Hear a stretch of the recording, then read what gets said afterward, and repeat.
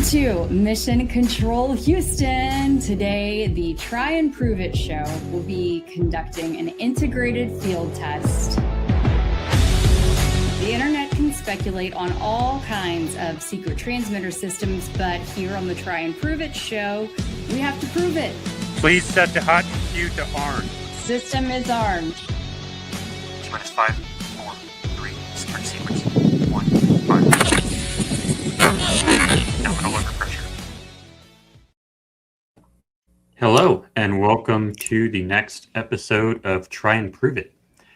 Tonight, we are going to be discussing one of the most important aspects of this case as we investigate it, and that is the video footage authenticity, the chain of custody, and whether or not we can trust what we see in the video footage. Kelly tonight will be presenting some observations she's made and some question marks she has about particular aspects of the video footage. And I will later be presenting some research that I've done on how video compression works and why it might matter. I will not be presenting whether or not I think this is fake or that is fake. I'm just going to be educating to the best of my ability. I'm not a video compression expert, but I'll do the best I can. And Kelly is not saying that they're fake, I don't believe. She's just going to be presenting some questions. So that's what we're working on tonight is, can we trust the video footage that we rely on so much? We're not answering the questions, we're just asking questions. Kelly? Thank you so much, Jordan. And I must admit, it is a little intimidating being on this side of the stream with you, given that I'm doing a bit of the presenting this evening. Are you on your Wi-Fi? Yes. Let's see. Hold on. I can barely hear you. Can you hear me now? If you talk, maybe. How about now? Thank hear you so you, but much, you're Jordan, still for having me. Is buffering a this little better? bit. You're still buffering it. Can you give us a 5x5 or some comments on whether or not Kelly's coming in okay? Perhaps it's just me. Everyone, Okay, they're saying I that they can see hear you, so it might just be on my end. Okay. I'm loud. Okay, well, thank you so much, Jordan, for having me. I'm excited to be here and a bit intimidated to be on this side of the show this evening because I am presenting something that's been on my mind for quite some time. And I am looking forward to be able to let you and our viewers in kind of on some of the behind the scenes work. So hopefully we can all figure this out together. We'll be focusing on 4 clips. I've tried to keep it relatively tight and narrow things down. We're going to look at clips that are from the main Charlie Kirk archive, from the early Utah Valley University footage surrounding the shooting. Now, the goal is not to declare a final answer, as Jordan mentioned, but to show you guys visual anomalies that raise legitimate questions about whether the video could have been processed, altered, or otherwise manipulated before the public saw it. And as you'll come to find out, I have really legitimate concerns, not only visually as to why that may be the case, but also based on the school's track record. We've got a lot of questions that need to be answered. A central point that has received too little attention here is that UVU is not simply a university where an incident just happened. UVU, here, I'll start over. Let's see, since Jordan's out of the chat for the moment. A central point that has received too little attention at this point is that UVU is not simply a university where an incident just happened, but it has a publicly documented research in which students generated deep fake audio and video to test whether viewers could even detect synthetic media and whether those deep fakes changed political attitudes. Oh, hey, Jordan. Can you hear I'm me back. now? We're good. It was mine. Sorry. We're good. Perfect. So this matters because UVU is an institution with demonstrated deep fake capability. And that capability sits alongside UVU's Center for National Security Studies, which explicitly focuses on intelligence, cybersecurity, and emerging technology. So this stream is not making a definitive claim that the footage is a deep fake. I want to make that crystal clear. But the more precise claim is that the publicly circulated clips contain anomalies that deserve a forensic review. And the institutional context at UVU makes this deep fake question impossible to dismiss just out of hand. The audience should keep in mind two things at the same time. First, compression, stabilization, masking, platform re-encoding. As Jordan will tell you, I'm sure, about many of these things in a bit, all of those re-encoding type things, they can create strange artifacts in viral video. Weird things happen to video. We've heard that about bullets. I suppose the same thing can be said about video. Secondly, synthetic or composited media is now realistic enough that lawmakers, researchers, and national security institutions treat it as real public information threat. UVU's Herbert Institute, Smart Lab, and the Center for National Security Studies held an election integrity deepfakes forum focused on whether people can tell authentic footage from manipulated footage and on how deepfakes actually influence public perception. This was in 2024, just 1 year before the CK event. According to reporting on that work, UVU students themselves created the deepfake video and audio used in the study. And at least one researcher said a convincing deepfake could be made on an ordinary laptop using free tools. I've done a little experimenting myself and found it rather easy to alter videos, tinkering around, and with maybe an app that costs a couple of bucks, make something in a couple of minutes. UVU's research study summary stated that AI-generated media can influence perceptions in ways comparable to real media and frames synthetic media as a serious election security concern. Isn't it interesting how all of this ties in as well to the political sphere? That means that viewers should understand the broader context very clearly. This is a university with both the technical familiarity and the institutional framework to study, generate, and analyze deepfake media in politically sensitive settings.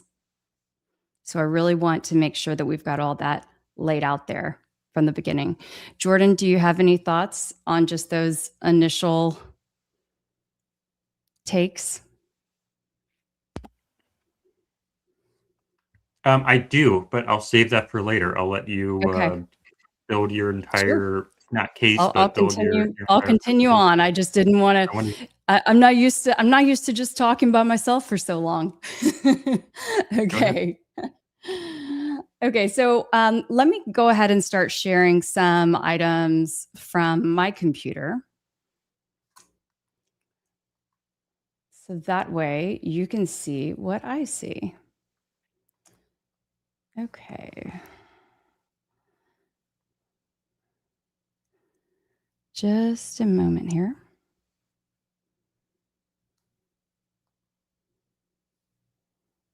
On this show, we give people the freedom to have a lot of time to speak and make their case without interruption. That's what the show is about. We don't do crosstalk. We don't do drama. We don't do shouting. What we do instead is we give the person time to present their entire case. Yeah, thank you And so then we much do a for little that. bit of back and forth. That's right. That's right. Okay, so we're going to start right here. So this you will see is a clip from which I'll play this in a moment, but this is a clip that was posted by Alex Jones. And I'm sure you are aware of him, a leading conservative commentator out there with a massive following. This was posted less than 2 hours. It's adjusted. This is Central Time, so 3:19 p.m. So less than 2 hours after the incident.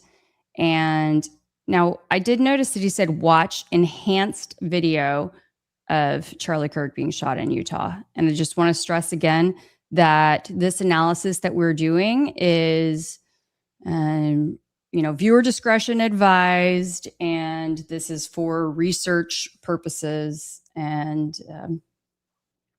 is that a good enough of a disclaimer? I hope. I'm not going to go too far into it, but I do want to show you that even I guess I can come back to it because I do stop in my I have it saved into CapCut that I can show you how it ends up playing out. But this clip that was even posted by Alex Jones is questionable right from the jump. And this is one that came from a you would assume a UVU student, but certainly someone who was in the crowd, and a video that was later uploaded to that Charlie Kirk directory or archive that most people were citing with through as they were scouring for videos and doing their analysis over the last 7+ months.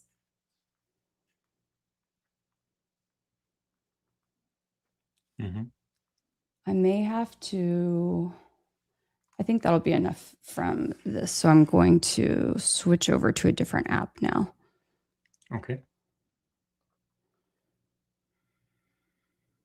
I'll hide it in the meantime. Okay, thank you.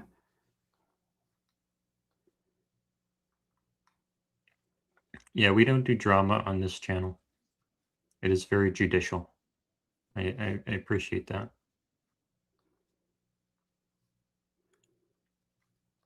Did I miss the clips? I don't think so. I don't know Nope. what clips.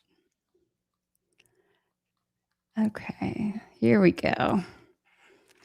If you could add that, Jordan, whenever you are ready. Here we go. And I'll try to make this, I'm going to try to make this as Ooh. large as I can. Did you get this video from there's The someone archive. on X? You got it No. from archive?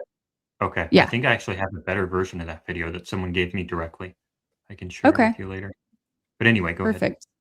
Well, and see, okay, that helps to, thank you for bringing that up. So that also kind of lends itself to this point, right? Is that throughout this investigation, each of us who have tasked ourselves with investigating, and that includes not just the content creators who you may see on YouTube or here in X Spaces, but probably, well, no doubt, thousands more out there as well. We are sharing video. Oh, hey, I have a better version of that. I have another angle of this. But the challenge comes from being able to track down where you initially got that video. Who was the taker of that video?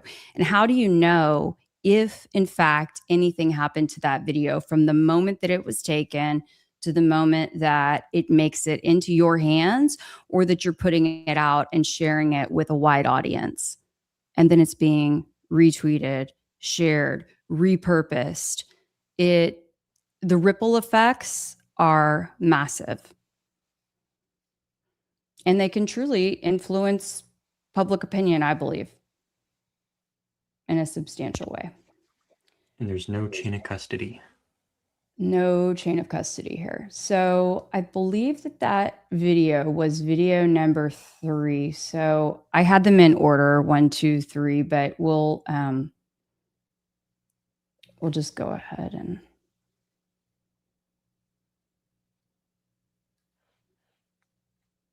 well, actually, it would have been nice for me to show you guys directly in the Alex Jones video, but maybe we come back to that in a minute if I have time. I think I'll be able to prove my point throughout this. Let's just start at the beginning of these. So I downloaded these, just to reiterate, I downloaded these directly from the archive, the Internet Archive website. I can show you that site momentarily.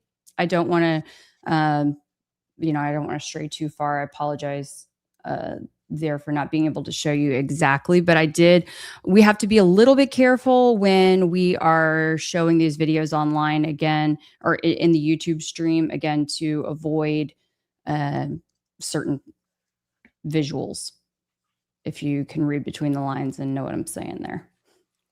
Okay. So in this first clip, it's going to be at regular speed, and I'm going to try to stop it. I just want to play it through, and I want you to keep an eye. I don't know why hopefully it'll be okay.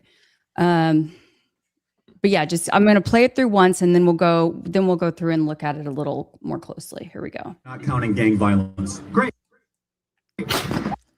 Okay. So if there's so much to unpack here. All right. In this clip, and a lot of this stuff, you guys, takes hours on hours of staring at a computer screen and looking at it with my, face really close against it. It's not cute. Okay. This is how, as they say, this is how the sausage is made. But I, again, wanted to really take you behind the curtain so you can see what I'm concerned about. Okay. First of all, I think that in this clip in particular, we go from here, nothing. Well, actually, I just have to call attention also to, and Jordan, I know Jordan probably, I believe Jordan might feel this way too, but the way that Charlie closes his eyes beforehand, it's as though, and to me looks like he braces. It always bothers me, but you can just really, really, really, really see it right here. I see Aaron Christopher in here saying, is the video unavailable to anyone else? No, this is available to everyone. And you can make sure to put the link to the archive in the video description after we're done with the stream. But you can go through and look to your heart's content, okay? You can download these videos and analyze as much as you desire. And let us know what you think. We don't know how old you are. If you're underage, if you're like 8 years old, please talk to your parents first. We have no idea. Thank you, Jordan. Thank you. Okay, so we're going right away from this frame, very next frame, this shoot up right here. I'm going to widen out this timeline too, so we can see a little bit of the audio as well. I tried to make the audio. Okay, so in this one, I feel like the sound is very, very fast. Not a lot of echo. Yeah, and the shirt goes up pretty high immediately. But you can see really how blurry instantly. Sorry, I'm pointing to my screen, but you can see how you can see there you go. You can see my mouse. So you can see how blurry his face is. And some might say it's because of movement. But as I go on, I would like to make the case that the blur is intentional, and it's in an effort to conceal some things. I even notice here how the letters on the shirt, and this will be a consistent theme, that the letters on the shirt do funny things.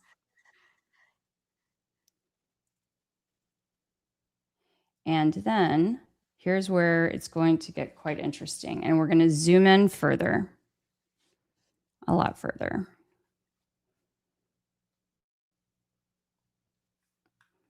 If the computer will let me. If not, I have it pulled up too, and I can zoom. Okay. Can you But I guys, want you to control. are you guys able to see that?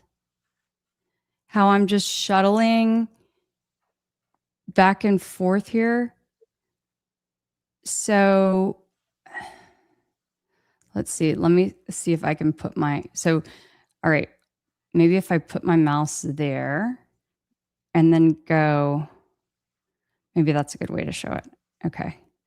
Can you not adjust the Move scale? my mouse down a little bit. I think you have a scale control. I thought that it was zooming in, but oh, there we go. It wasn't a moment ago. Okay. Here we go.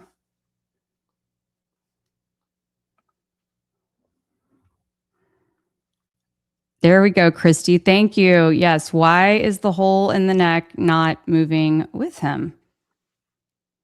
So I'm going to put my mouse right here, but I want you guys to keep an eye on that area. And this is file number 1. I did not change the name of these files. This is file number 1 in the Internet Archive. Look at that. I'm going back and forth.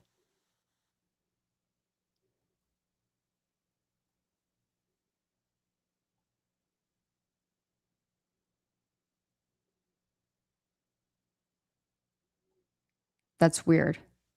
Does not make sense to me. Does not make sense to me.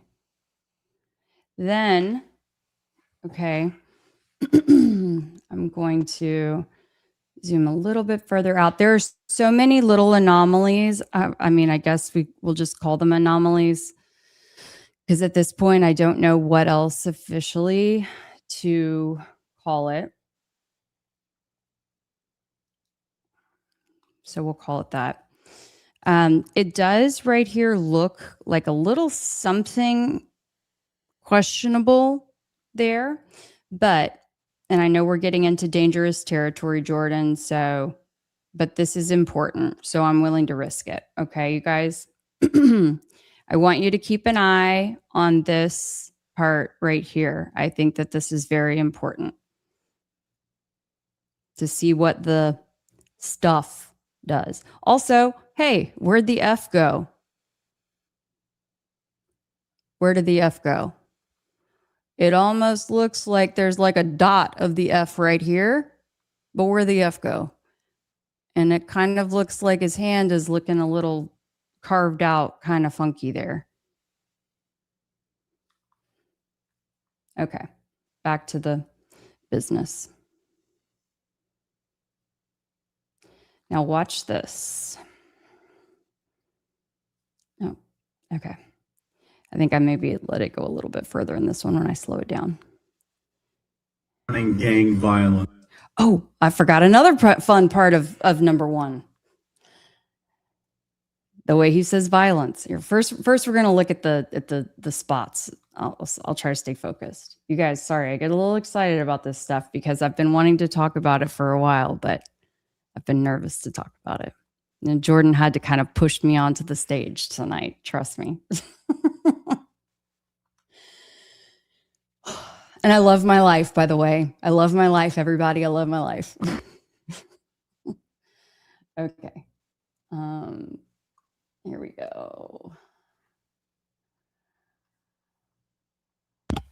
I was muted. We need better laws around that. Yeah, for sure. For sure. Okay. Okay, so now watch. We're going to watch this area right in here. Again, look, something about this shirt looks funky. You start to see these pixelation spots. Even this starts to look wonky right here. A little questionable. Okay, but check this out. Watch right in here. Sorry, I'll try to keep my mouse in the right spot. So, okay, if the stuff is coming out of his neck, how's it gonna go like that? Make the semi-blurry spot. It's gonna stay there for 2 frames. Look, can you if you can see my mouse? So it's my mouse is here. Or excuse me, my this area down here. Okay, that's where you can monitor how I'm clicking through frames. So we'll call this frame 1, frame 2, frame 3. So they kept that for 2 frames. Frame 4. Oh wait, now it's sorry. Now it must be frozen now. Hold on. At least there we go. I'm being fair. Okay. 1, 2, 3, 4. Oh man, they held it for a lot of frames. I didn't even realize they held it that many frames. Okay. Wow. Yeah. That's even more frames than I expected. Okay, so to me, you guys, that makes video number 1 sus. Do you want me to keep going, Jordan, or do you want to weigh in before I go to video number 2 or video number 3? Let's go to the other ones. Okay. All right. So then there is this video. Oh, I see why I had 2 after 3 because it's a totally different angle. But the other thing I was going to show you in this video number 1 is that if we're listening, first I'll show you at the full speed. You're going to listen to him saying violence. Okay. Counting gang violence. Great. I'm going to play it a couple of times. My theory is that you don't hear him actually say violence. They maybe missed a couple of frames there. Great. Oops, sorry. Counting gang violence. Great. Counting gang violence. I think his mouth starts to look blurred. Counting gang violence. I'll play it again on the slow version. Counting gang violence. Great.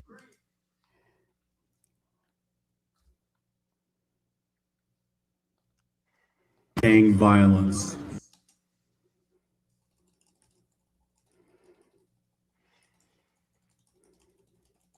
Violence.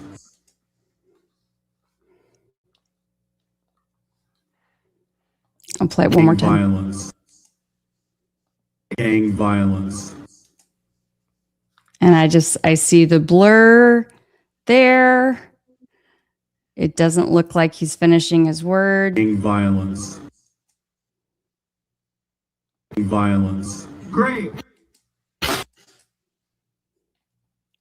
And you'll notice how fast that happens. Okay. Versus this one. America Okay, here we go. over the last 10 years. Make sure I've got us lined up here. Okay, we're going to keep, that's interesting. I see that poking out right there at the bottom. That looks kind of pronounced in that moment.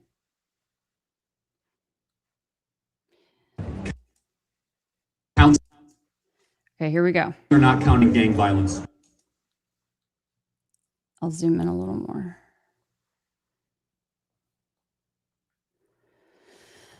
But I think also his face is starting to look, yep. We're not counting gang violence. Great. This one is pretty bad. This one's pretty bad. Like, I would say if by chance this were a class project and students were turning in their assignments with rapid fire, just were saying in theory, you know, just in theory, some would get better grades than others.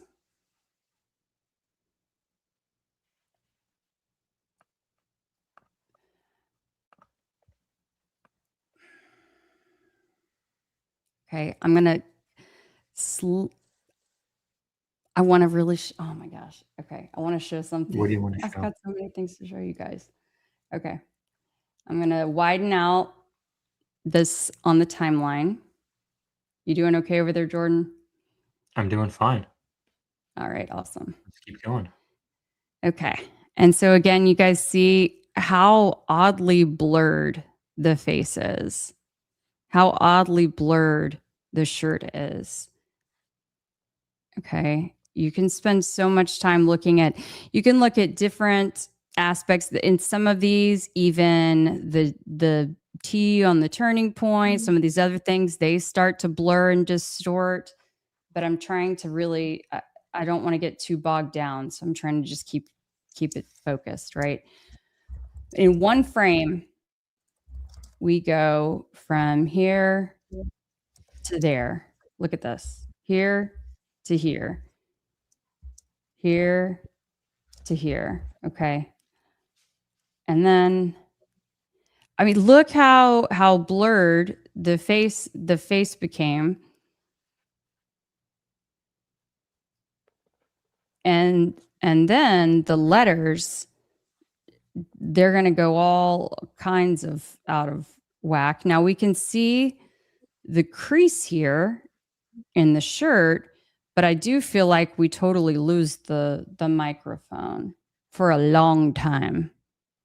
Like, look how long we've lost the microphone. And I think, you guys, I think this is part of why the debate has gone on so long with the microphone and all of the other things. Why so many questions have been had about all of this. But again, this video, in case you're just joining us, is coming straight from the Internet Archive website, the Charlie Kirk archive that everyone was initially downloading the crowd videos from. Now, I say initially, we can go look at it in a little bit. It's going to say when the stuff was submitted. We can take a look at that in a bit. But any of you can go download it yourself. But let's look, right? You see the mic. Then that's basically the last you're going to see of it for several frames. You're not going to see it.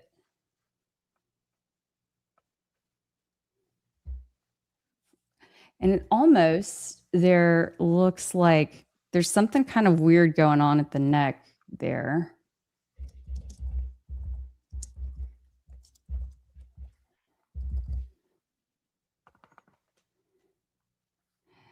I mean, we've kind of lost some ear there. We've lost some ear here. We're blurred out, like, and pixelated like crazy. I mean, and apologize, you guys. I can't see all that you're saying. And keep chatting, please. I just know that I can't watch your chat and also watch this intensive stuff. So I'm not ignoring you if you're saying anything. But There's a lot of support for you in the comments, Kelly. Okay, good. Thank you. Thanks, guys. So look at what we're seeing around these letters. That seems very sus to me. Okay. There's a lot to dissect with this one, but we're going to keep moving.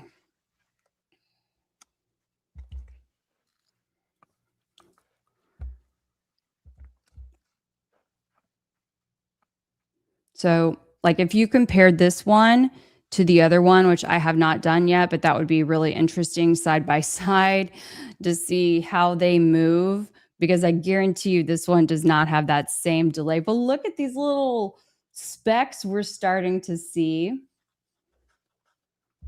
right here. What the heck is this? What? Yeah, you cannot make out his chin. It's so blurred. You can't make out the mic. It's so blurred.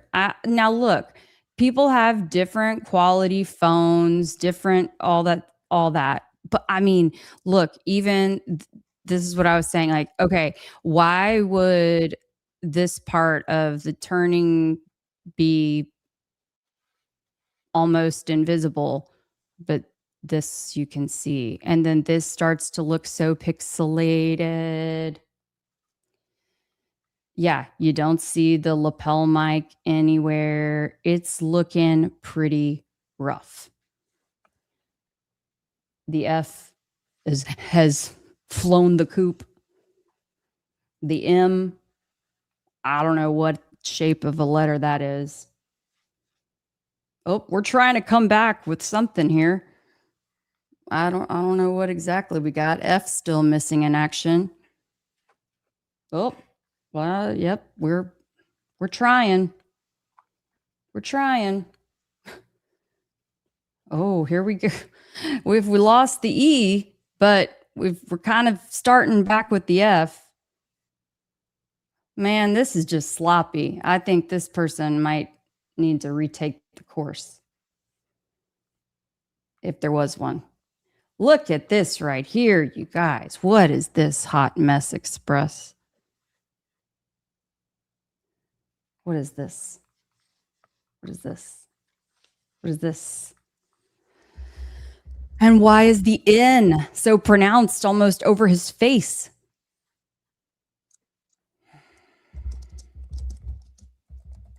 I have a lot of questions. And at the end of the day, I want to understand who uploaded these videos and why. That's not all with this little video here. I'm going to have to play that now for you again. I'm going to zoom out this time. This time we're going to listen. Okay. It may take me a couple of times to get it right, so bear with me. Oh, yeah. I didn't realize it was still playing so fast. Hold on. Okay. All right. So we're going to play through real fast. Actually, I'll go ahead and slow it down a little bit.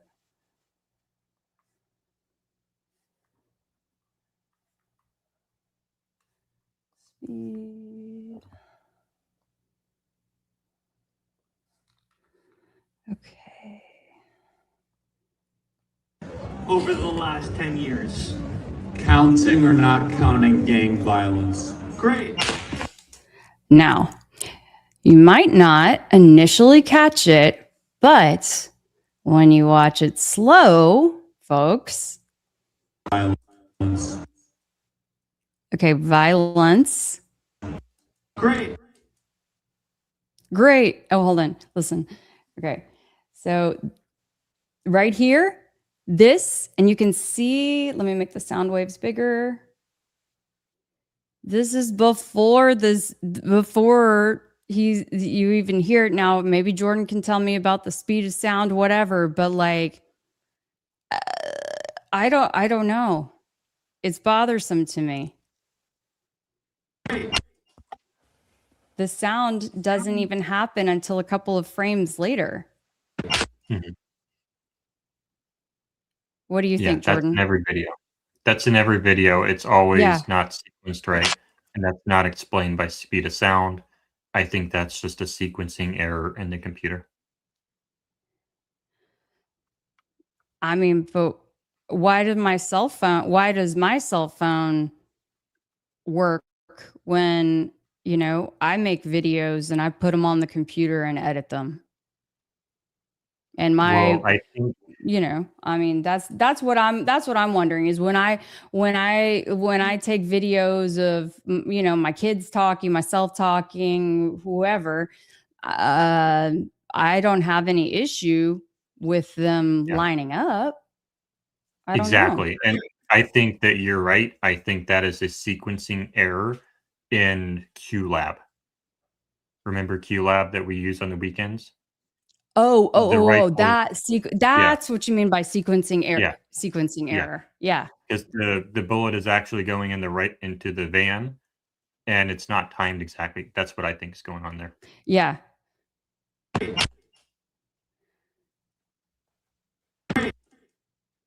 Like, look, if this video was legit, which I think we've already pointed out several reasons to question it, but if it was legit, why is the sound so off? It's already like this has already popped all the way up before, as you can see down here, before the sound even raises.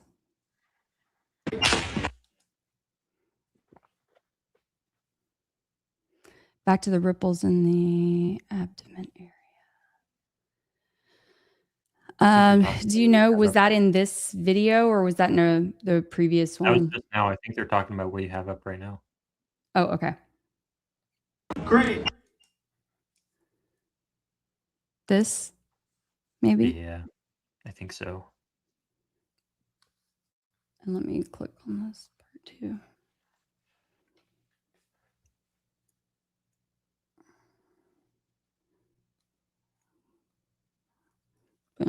Oops, sorry.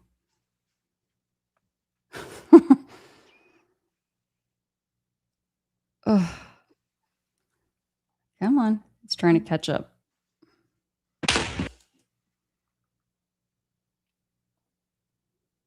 I think that might have been the frame.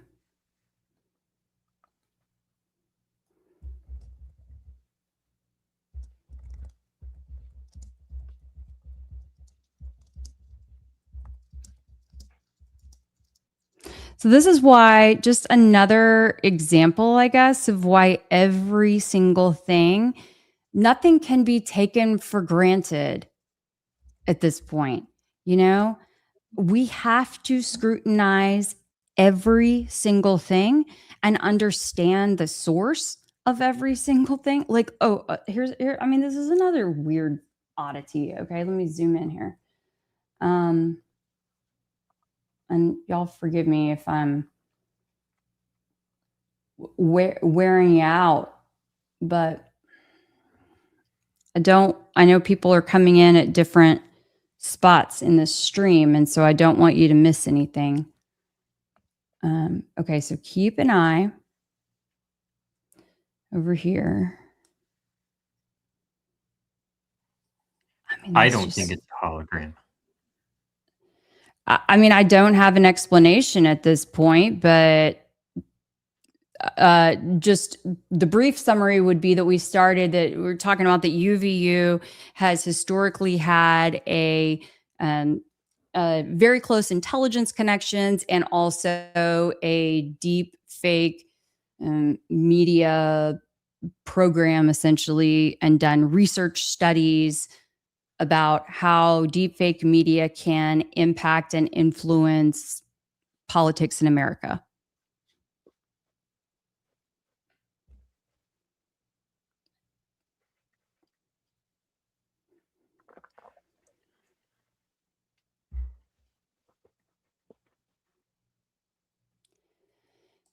When you look at some of these, it's very interesting to me that the video will stay absolutely still for, say, 2 frames, 3 frames even, and then all of a sudden make a big jump.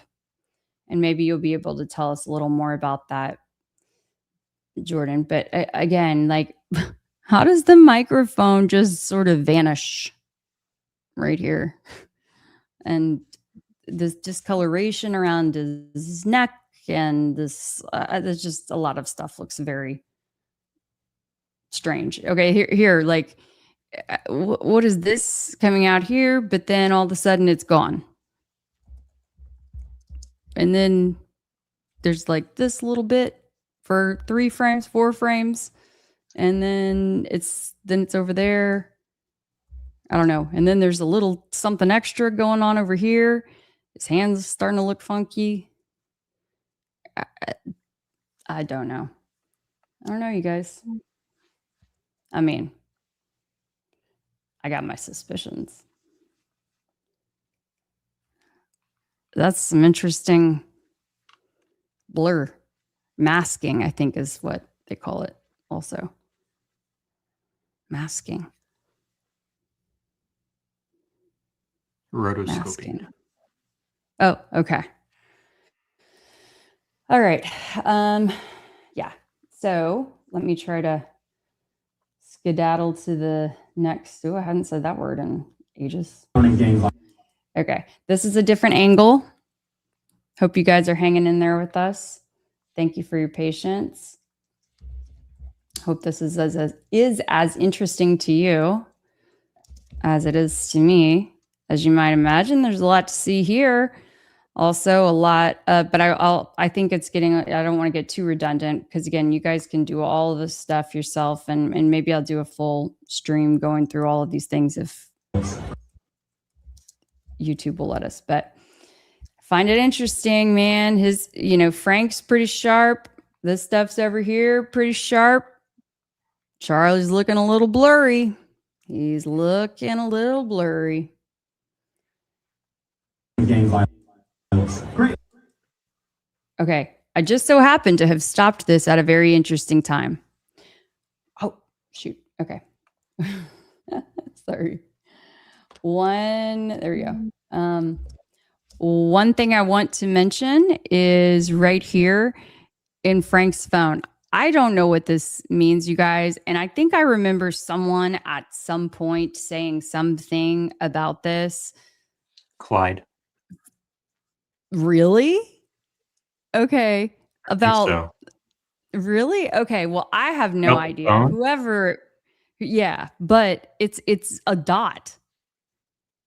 Where's the dot? Right there. Yeah. Okay, look. So no dot.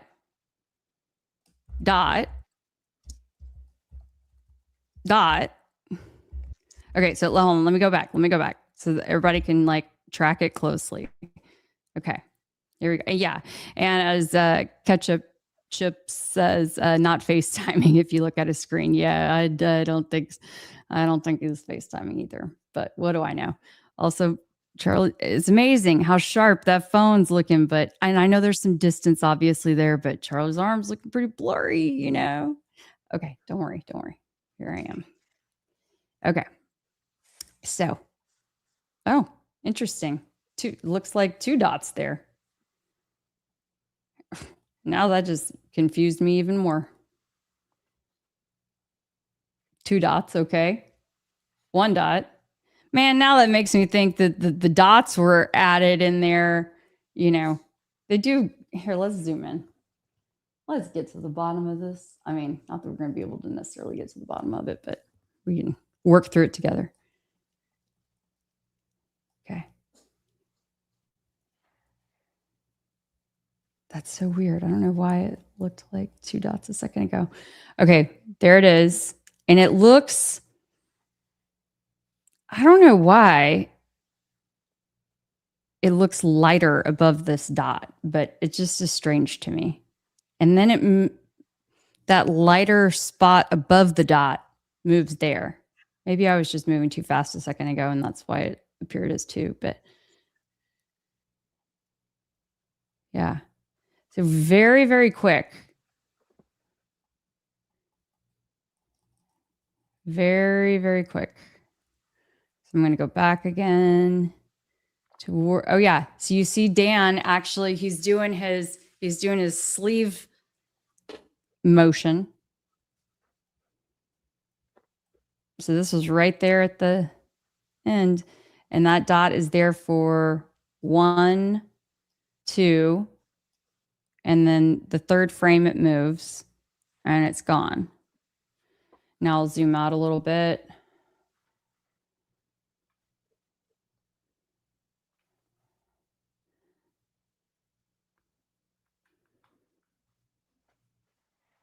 So you can see that again. Great. Sorry, I need to zoom out more.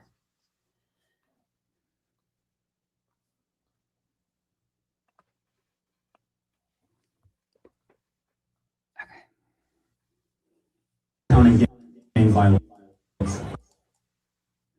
All right, right now, gang violence. We see Slick Rick touch his arm, whatever he's gonna do. Now we hear Hunter say great. See the dots. See, there we go again. Look, this must be like when it's right between these frames. Interesting. Huh. Yeah, you see it go.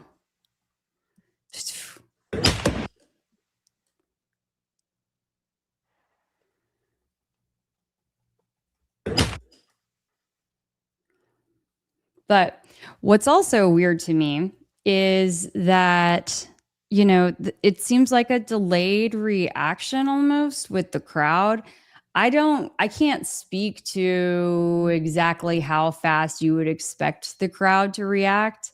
I don't know. I don't have anything to compare that to, but it sure just seems like they don't have a very, very quick reaction.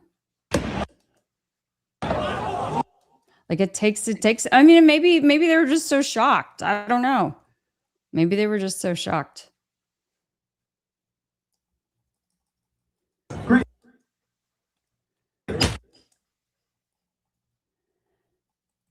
But I cannot help but wonder if that little dot was added in there after the fact, if it's related and relevant to the investigation, or if it was added in there after the fact to send people on a wild goose chase on that theory. I think both options could be at play.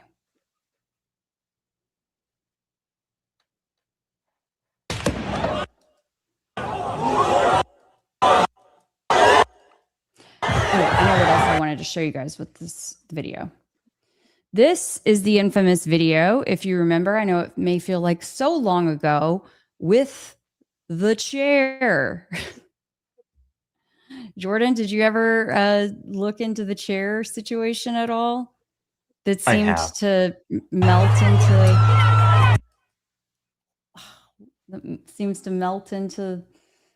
into the little, I don't know, was that a table there? I mean, I thought he was just standing on top of the platform. Like, I don't think this is possible. And when you do really get in there close and look at this particular video, it just doesn't make sense. Sorry, guys. I'm trying to get in the right spot. What's that? I think it's perfectly. I don't think it morphs through anything. Well, I don't know. Can you show me where it morphs? Yeah. I'm just trying to get into the right position. Sorry. I'm too zoomed in, and it's taking a second to adjust.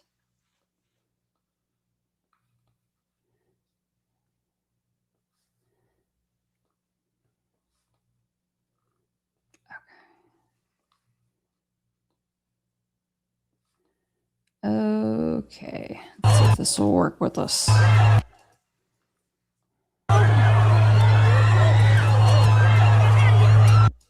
All right, here we go. Now I'm gonna zoom into it. Okay. I was not a believer in the chair thing, okay? But now I just want you guys to take a look at it, see what you think. Okay. Oh gosh, sorry. It's having a hard time because I'm zooming in so much. Give me just a sec. They're about to throw the chair. Here he goes.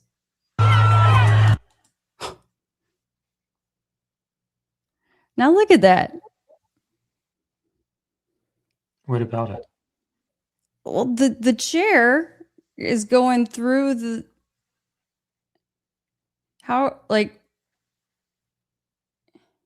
What is it going through?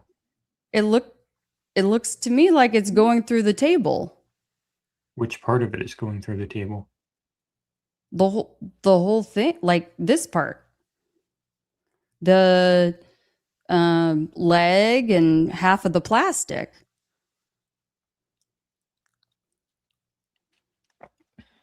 Like, here we go. Slow.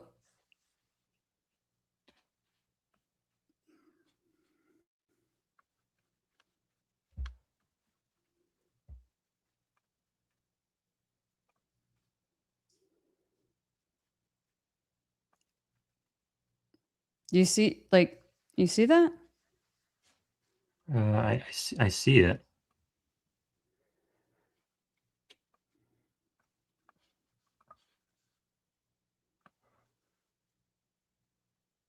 I have the other version of this. I think is a little bit clearer. Okay. Can I pull it up? So, yeah. I mean, we can come back to. I'm on my last. I'm on my last thing. I think this is my last one. Okay. And the point, again, all of this, right, is just that this is stuff that was put on the Internet Archive in the Charlie Kirk file, and let's see. I see someone say maybe sharpen it a bit. I mean, I have not altered any of this video, and I didn't want to alter or do anything to adjust any of the video because for the sheer fact that I wanted it to be exactly as it was presented. Mm-hmm. But yeah, I mean, you could potentially do that if you wanted to, you could tinker with it. But before we move on, can I show my version of it? Sure. Yeah. I'm gonna remove yours and I'll put mine up real fast. Okay, so this is the other version from a very similar angle but a different camera. And if I can step forward here.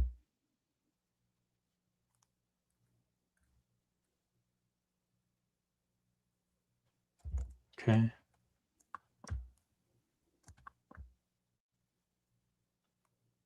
So it's resting, like this is the side of it resting on the platform.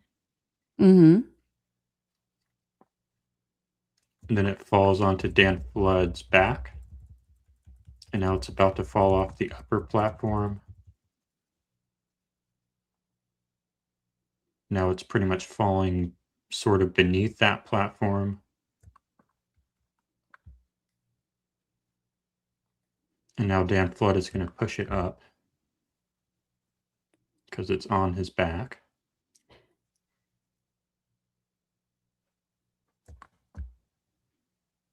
And here's the moment in question.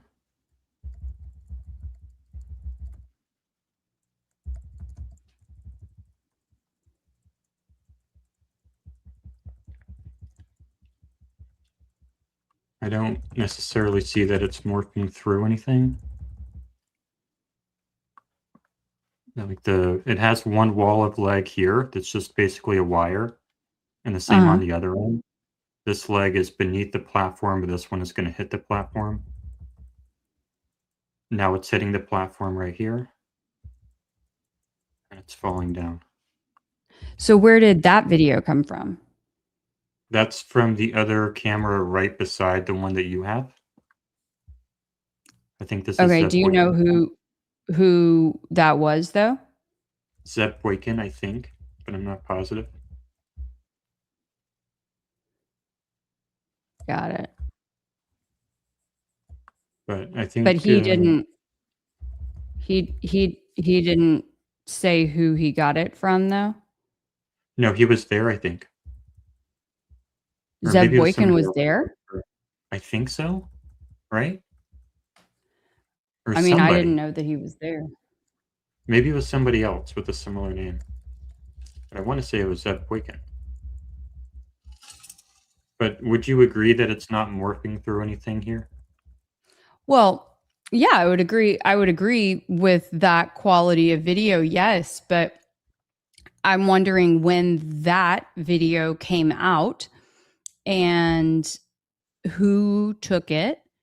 And yeah, I mean, it's like, did somebody have a couple extra weeks to, in the theory, right? Did somebody have a couple extra weeks to work on video, make, resolve these things? Like, I remember people calling out the issue of the chair early on, and that was something that had to be debunked, right? And so Yeah, my that's overall fair.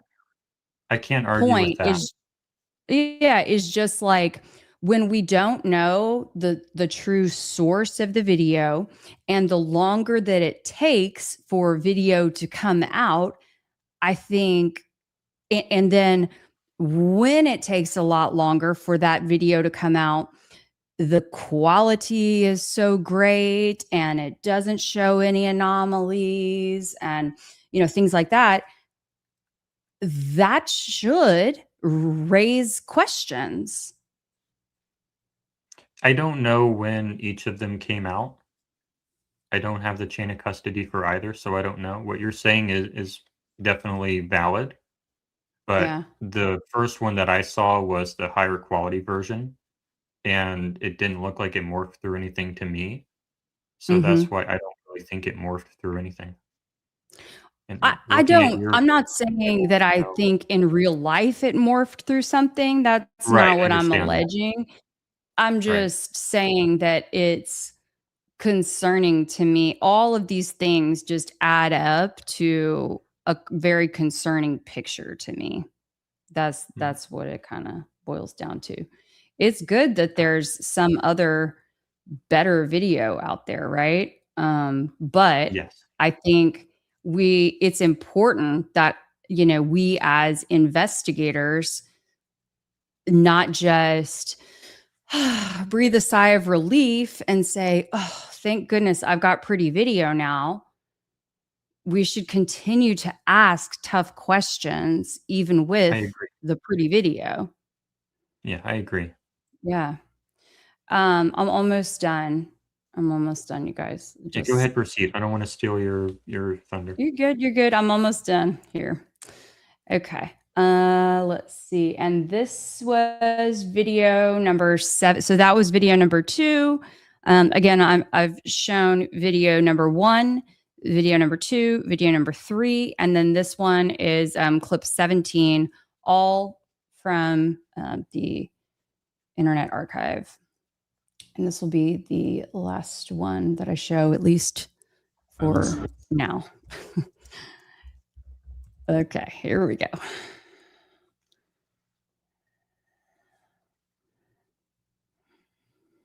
Great.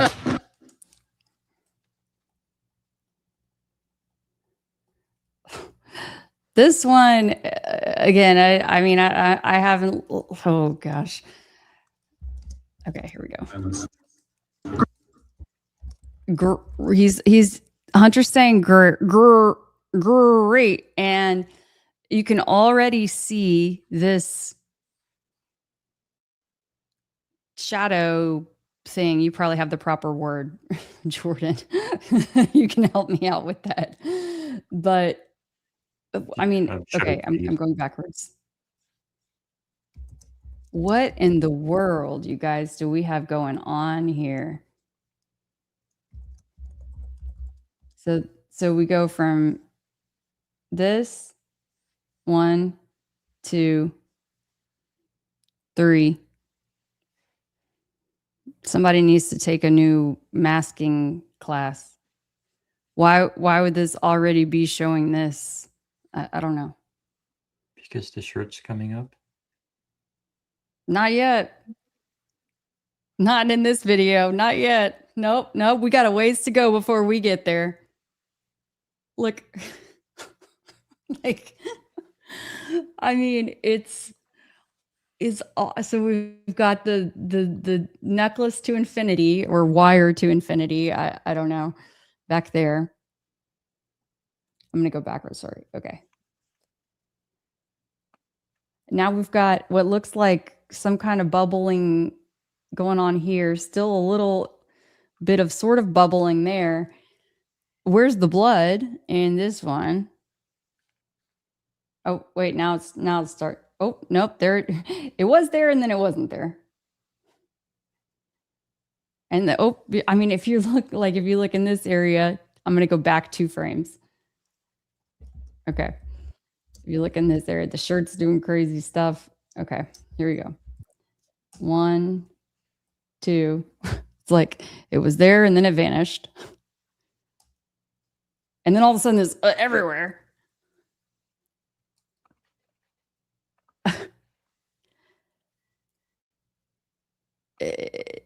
It does not work to me. So, yeah. I'll just do it one more time.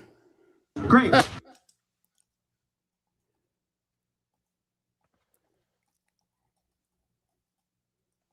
This one also shows the back of the shirt going up before the front of the shirt. I wanted to call that out.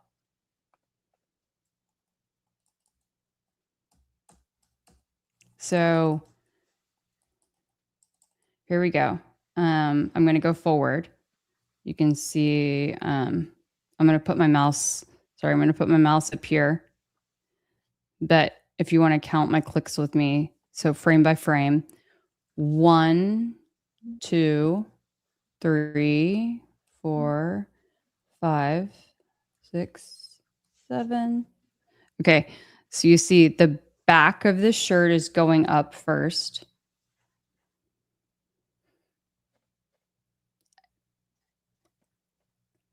Eight.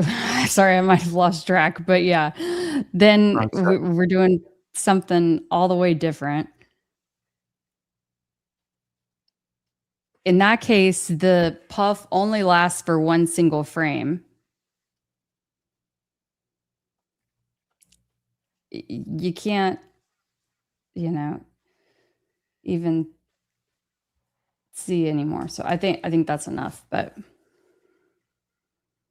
Great.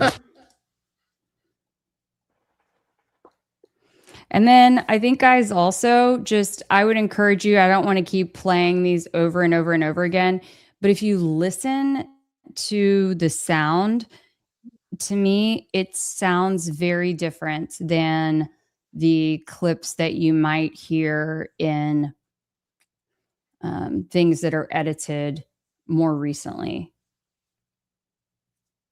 I'm just going to throw that out there.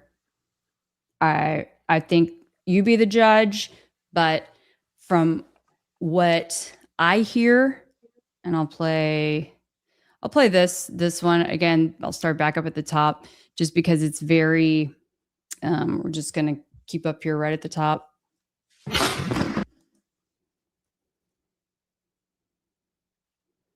Great. Sorry, I was trying to not show the whole. We'll just do like that. Not counting gang violence. Great. It sounds very different. So I'll leave it at that.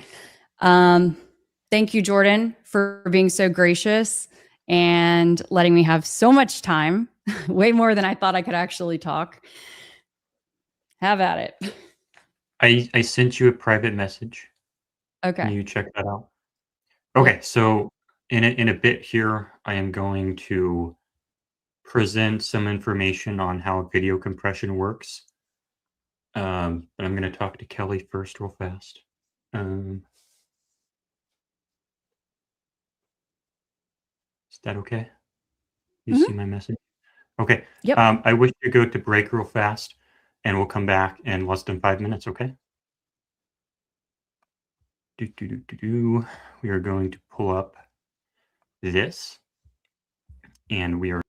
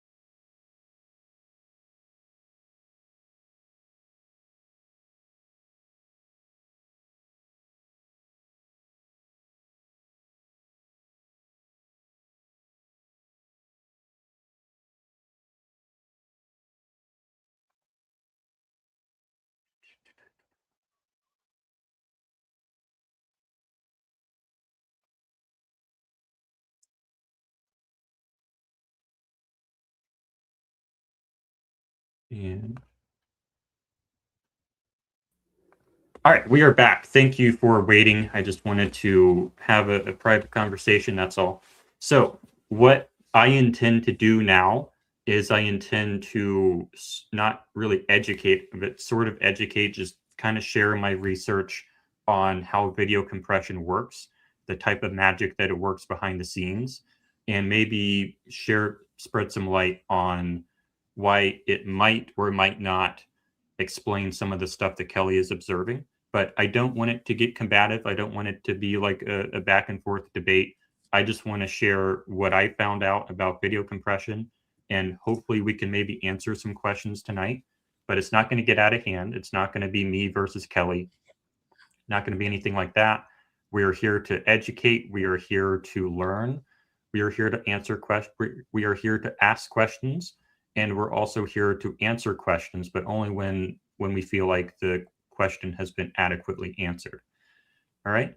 So this is not the drama channel. This is not the me versus Kelly channel, but we are going to go into video compression now. All right. So the most important thing about video compression is, why do we have video compression? Well, it solves a problem. What is the problem that video compression solves? I'm going to share my screen again here. And here we go. I'm going to show you the problem that video compression solves.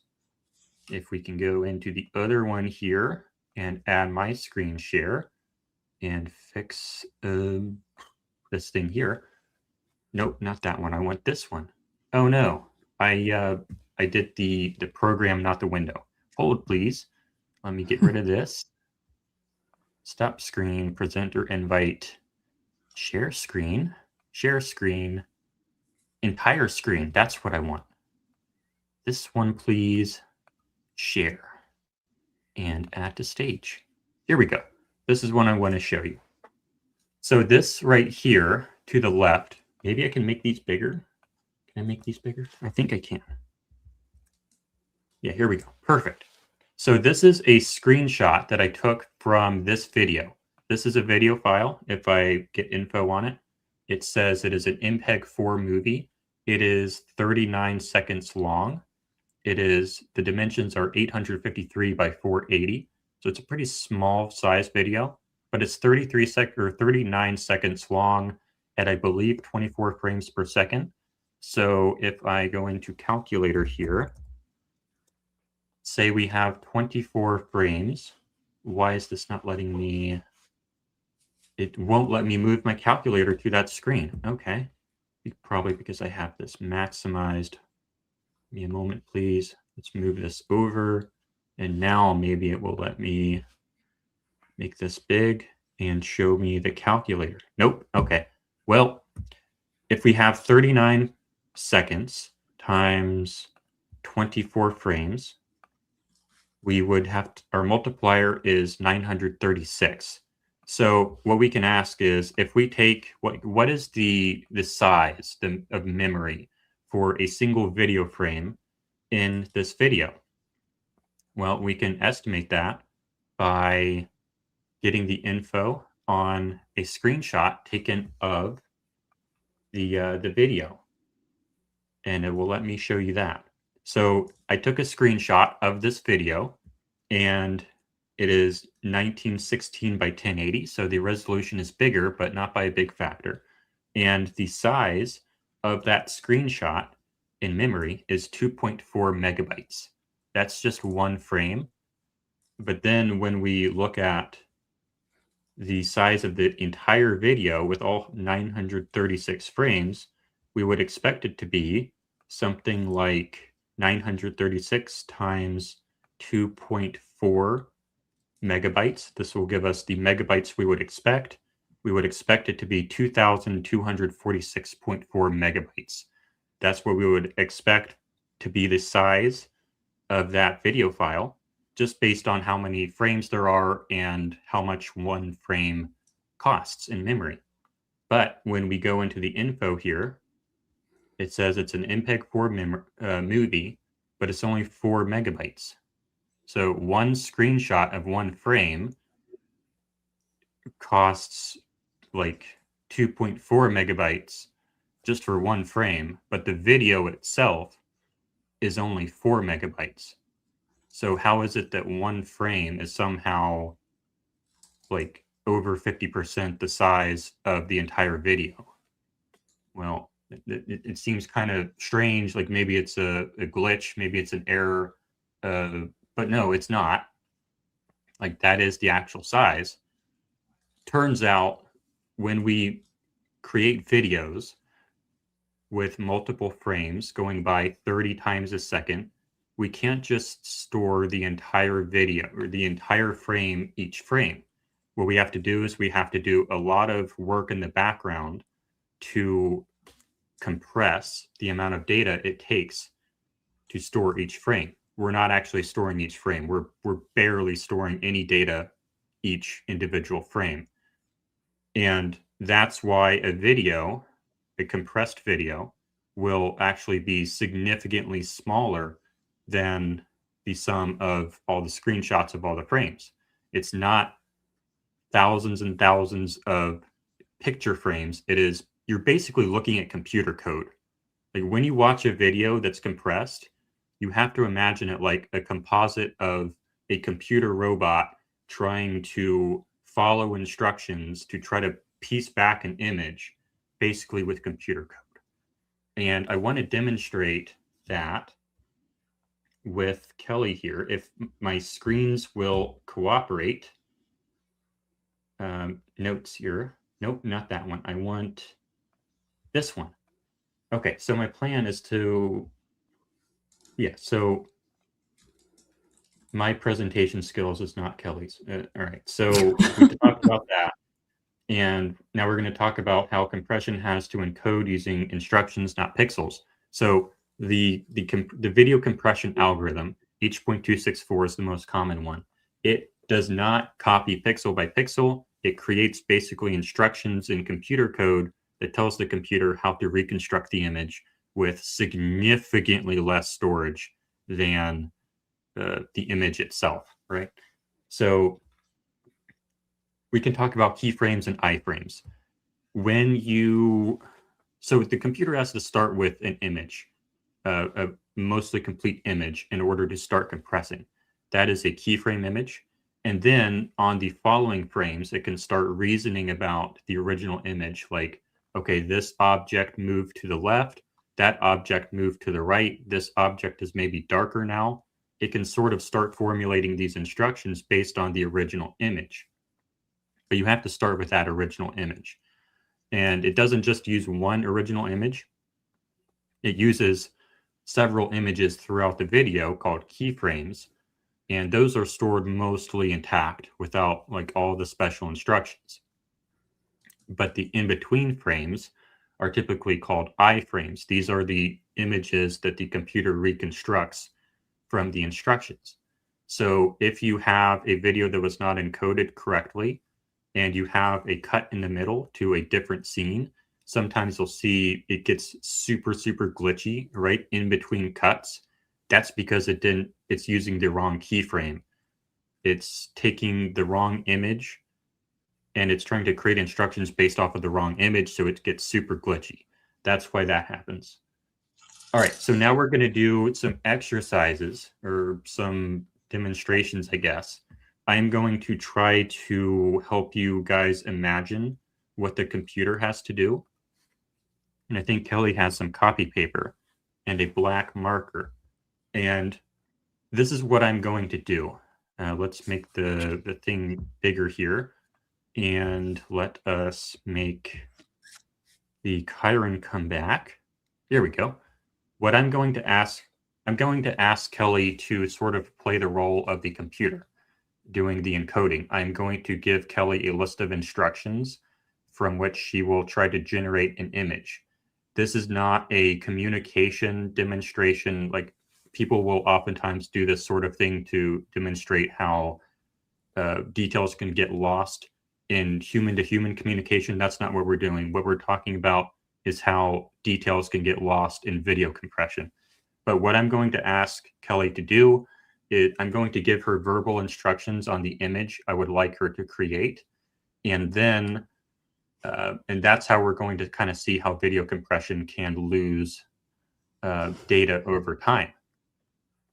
Yeah. All right. So Kelly, we're going to use a blank sheet of paper, and we are going to use a black marker. And we want to make sure we don't use anything important for bleed through. Got it. Just one sheet? One sheet for now. Yes, please. Okay. Would it be possible to move the camera down or no? I mean, I can move it. I That's can fine. stand up more. That's fine. You can just share every once in a while. All right. So our image has one. Let me pull it up for. Actually, I can't show. Oh, hold on. Remove, remove, remove. I can't show you that. God damn it. Delete. Stop screen. All right. You're not allowed to see that. So in our image, we have 4 stars. We have 4 just black and white stars with nothing in the middle. The first one is in the center, but up maybe halfway and over to the right just a little bit. And it takes up maybe 1/20th of the size of each sheet of paper. And each star has 5 points. Okay, so I'm drawing this out. Yes, I'm playing and I artist. have to limit the amount of words I can use because when the computer does this, it has a very limited amount of data it can use to provide these instructions. So I have to keep my Okay. word choice very limited. Okay. All right. So first star. Can you repeat again? I was gearing myself up to draw. I thought I was just like gonna, color color a circle. You're trying to encode a video. So Okay. again, we have 5 stars, the first of which is about 1/20th the size of the sheet of paper. And it is in the center, but then go up maybe halfway to the top and then over to the right, like an inch or so. And draw it. Yes, please. This is an exercise in how far removed the final video compression image is from reality. Okay. Now Okay. we are going to draw another star in the lower right-hand corner, and each point of the star will be like maybe 3/4 of an inch away from the side of the paper. It is the same exact star, just down in the bottom right corner.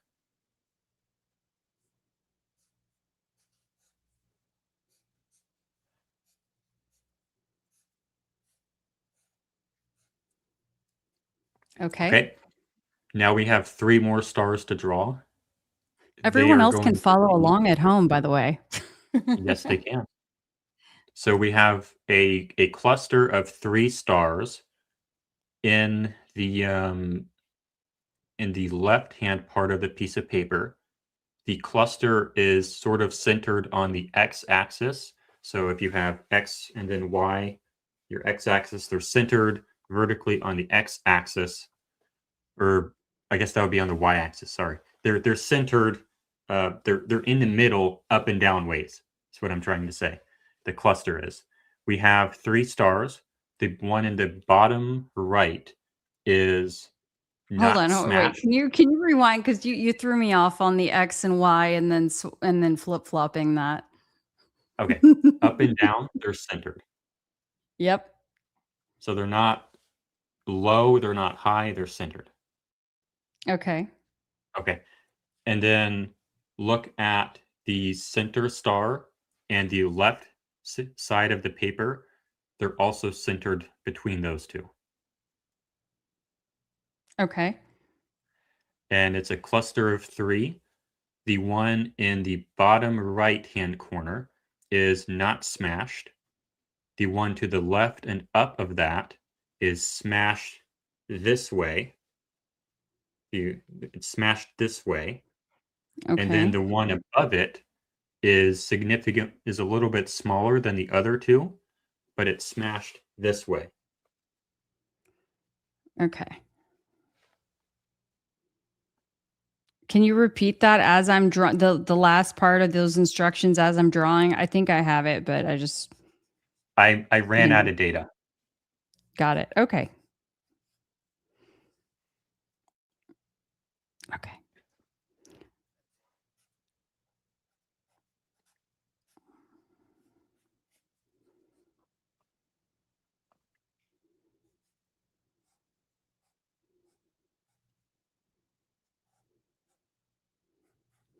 Okay.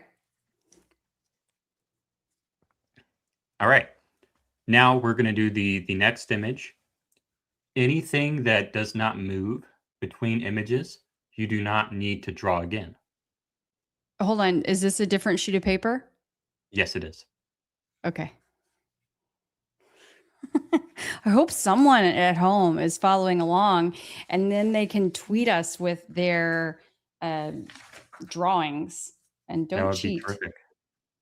Okay. I am extremely low on data now. I have Got it. to I'll very much zip it. limit, or I do. You don't have to. You don't have to draw anything that doesn't move. Anything that doesn't move can just stay. It will have perfect resolution. You don't need to draw it again. Don't touch it. It's fine. But the little star, it just moves down an inch. Those are my only instructions for this frame. The whole thing all over again. Nope, you only need to redraw the part that moves. Oh, the little star. Mhm. The squished, the star squished this way or the star squished this way?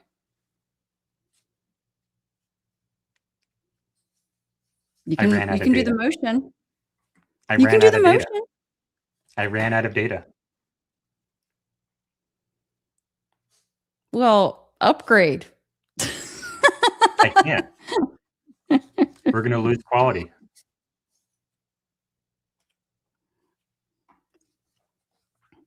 Okay. We have data limits.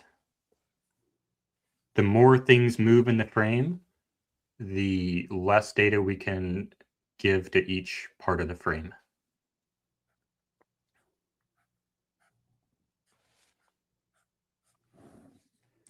Okay. Okay, next frame, just move it down a little bit more.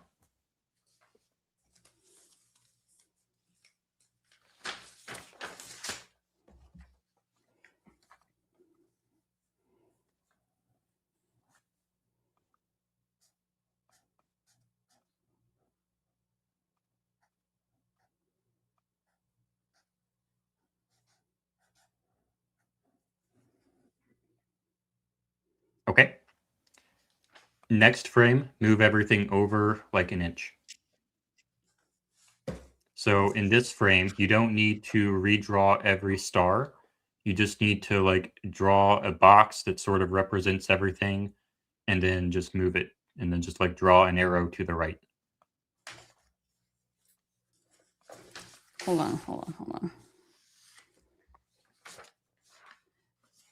Say that again now, please. Just move everything to the right a little bit. The whole thing. Mm-hmm. The Okay. camera is panning. Gotcha.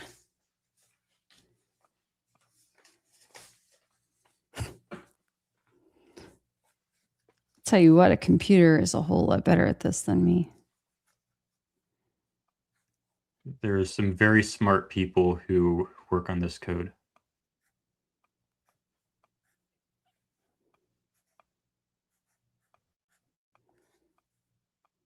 Yeah, I mean, that's why like people used to make cartoons back in the day and the flip books and all that. They Okay, were are you very done? good at. No, I'm not done. Okay, I'm providing my color commentary. perfect.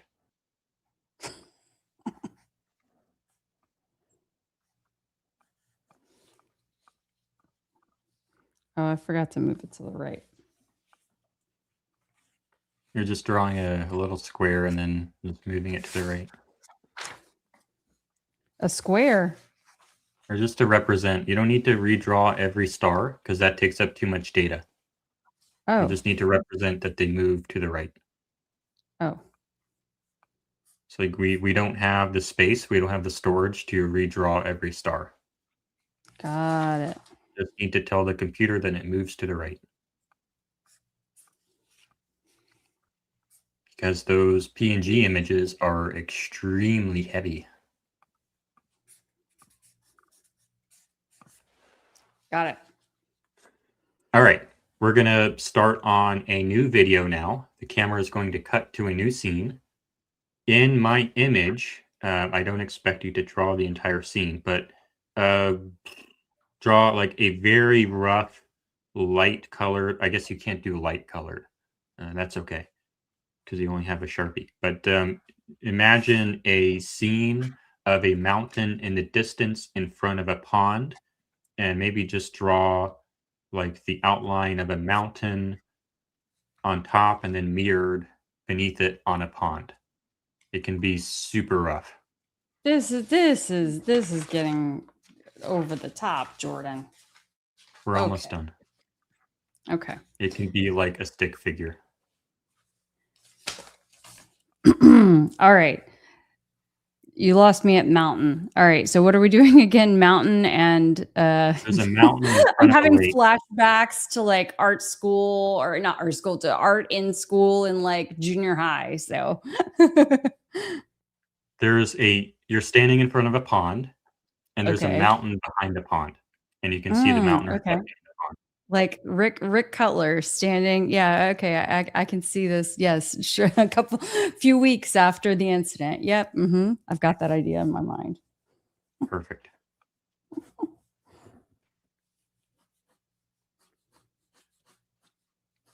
Okay. All right.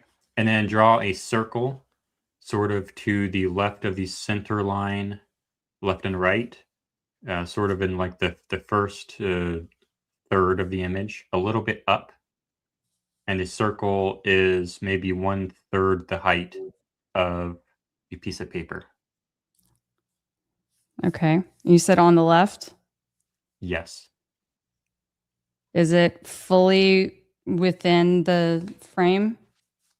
Yes. It's about 1/3 the height.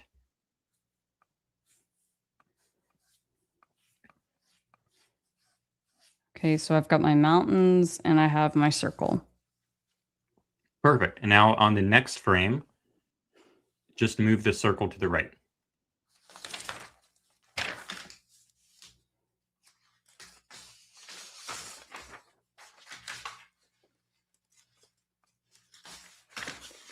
Needed a whole ream of paper for this project. Not quite. We have realistically 1, 2, 3 more to go. Okay.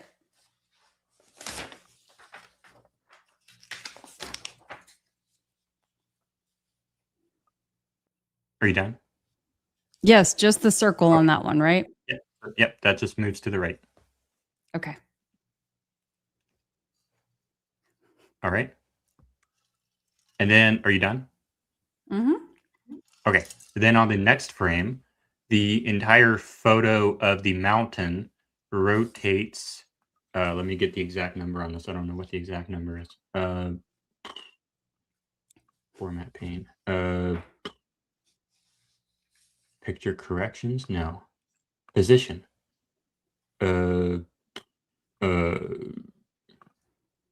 I don't know what the degreeage on it is. I don't know how many degrees, but the entire mountain range rotates. I really should have the degrees on this, but I don't think you're going to know the degrees. Here we go. It rotates by about 15 degrees clockwise. The entire mountain range does. Okay.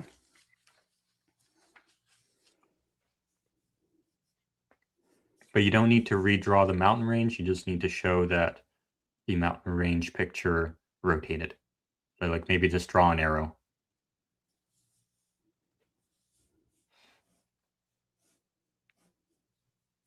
Okay. Okay. And then the circle in that frame also moves to the right a little bit more. In the same frame. In the same frame in the same direction. Gotcha.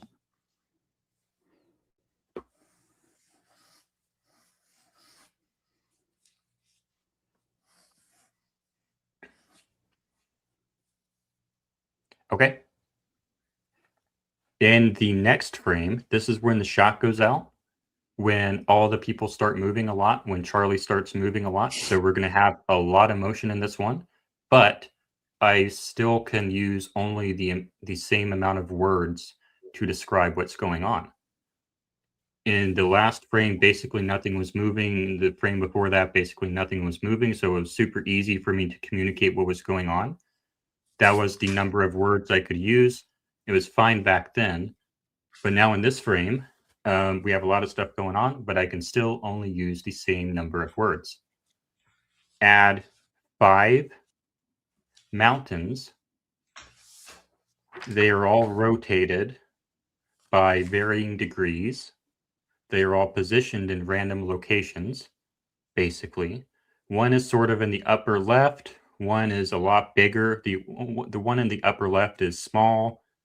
The one sort of in the center to the left is really big, but it's rotated by a lot. There's another one that's kind of in between those two sizes that's in the center, and it's rotated 90 degrees to the really big one. And then sort of in the upper. I appreciate it, but like the computer has something to look at. Okay. The computer has something to look at here at the previous image to create the following image. And I have nothing to look at. That's fair. So I guess I can continue. Let me show you. That is a valid concern. I mean, it can still play off of what was done before. This is the image that we're looking at.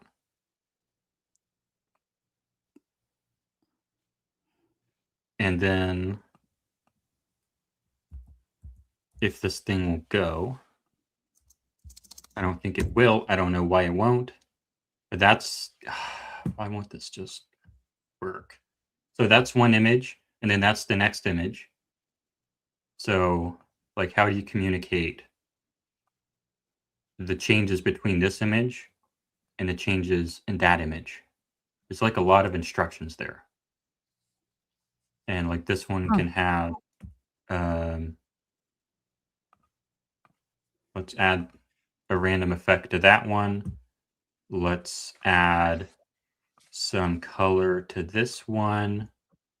Let's add some blur or something to that one. Now imagine the number of instructions I would need in order to communicate all these changes to you. And yet, I still only have the same number of words that I did over here. All the while, if this circle is not moving, that circle, I can just tell you, keep the circle in the same spot, don't need to draw it again. So in this one, it actually is moving. It really shouldn't be. So I'll delete that. So between these two frames, the circle doesn't move. So it's going to be really sharp because I don't really need to update any instructions on that. So it's going to be super sharp. It's not moving. It's fine. But the stuff in the background, anything that's moving, I have to update you with new instructions. And my instructions are going to suck. So it's going to be really blurry. It's going to be really pixelated. You're not really going to know how to do it. Yeah. Right? Because the stuff that's moving requires a lot more instructions. But the stuff that's not moving, it's just redraw that the same way. Okay. Now. Yes, for sure. This one. Oh god damn it. I was clicking on this on the StreamYard. I need to click over here. So this one, I I think maybe I shouldn't have showed you that. But this one is basically trying to demonstrate that in another way, in a different aspect of compression, you can have some predictions going on. Like if you render this block here, and then you render this block here, and then you render this block here, and then you render this block here, and then it's like, okay, this block here, what do you think that one's going to be?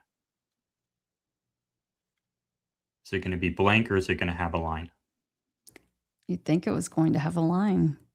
Yeah, so it predicts that. It predicts, okay, there's probably going to be a diagonal line there. And then it gets down to here, and it can see it's probably going to be a diagonal line. And then, yep, we still have the diagonal line. So that's another work of magic that it does, is that predictive stuff. It just predicts that, okay, if we have a straight line here, it's probably going to continue. So we don't need to like recheck it every single frame. We can just assume that it continues. So that's another thing that compression does. Okay, that is the end of that little game, I guess. Let's go back to this screen, and I will resort to my notes here. Hello to Trigger Smart. He's in the house. He wanted to grace us with his presence. Encourage everybody to hit that like. Make sure that you are subscribed to Jordan's channel to try and prove it, and to my channel. And make sure you have the notifications turned on. Yeah. Thank you, guys. Tonight is whether or not the videos are fake. Kelly presented some questions, and I'm attempting to answer some of the questions, I think. But I also have some pretty cool stuff where I am now going to show you where I actually did see my handiwork. Hey, there we go. I think it's upside down though. Oh. There we go. Perfect. Yeah, that's I mean, it wasn't so bad. But no. this was my mountains. Hold on. Let's see if it'll adjust. It's pretty bright. Nothing like what your screen looked like. And it was kind of you're right though. What you said was correct. It does have the keyframes to reference. Yeah. So like the original keyframe would be fine, but the greater point I was trying to get at was when we have a bunch of stuff moving in the frame, it has to add so many new instructions, and it kind of runs out of data. So the instructions have to get shorter and shorter and shorter. And so they start kind of sucking. All right. So now I'm going to reshare my screen. If I can go back to that one. All right. Does this look familiar?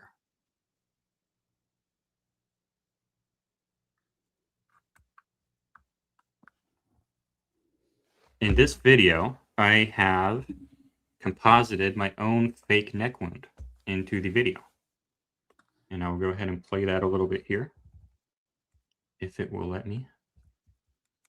This is a composite that I did, frame by frame, animating it. And of course, there is no real neck wound in this section, but that's just a square color effect that I added here. This is what that is. But this is just a demonstration of what it can look like. And when you go super deep into it, you can see that, oh, it's like moving independently. But it seems to be tracking there pretty well. Then up here, it starts kind of missing, and then it's tracking again. But then it does this weird miss, and then it's tracking again. Then it does a weird miss right there. Oh. And it's not quite tracking. And it's also morphing over time because I'm animating the size of it as well. So I wanted to do it. This isn't as perfect as what we see. And I'm not asserting that this is what it was, but I did want to demonstrate that while compression, I think, is probably the better explanation for this, compositing also can explain it. So we have multiple competing explanations, or multiple competing candidate explanations. And now, like, this is obviously not the right shape. And I did this super, super fast. Yeah. How long would you say that it took for you to do that? Like 5 minutes. And have you ever tried to do anything like that before? Nope. Now we can look at, since Kelly already made us get banned, we can look at the real one. And you can see we still have the same sort of morphing thing going on. Now, do I think that that is a result of compositing? Not really, but it could be. So we just demonstrated that it could be. But it is Just so moving a little bit. happens to be. It looks But I'm pretty fun. sure I mean, what are the chances? What are the chances? but I'm sure that I could find some examples of this in known to be authentic video footage from compression, I think. So I should have done that. I didn't have time to. I personally think that this is just a compression artifact, in my opinion. But I did want to show the other possibilities as well. I want everyone to know. And then what is this one? Oh, this is the video that I was sent by someone on X that's apparently supposed to be better, but I don't think it is.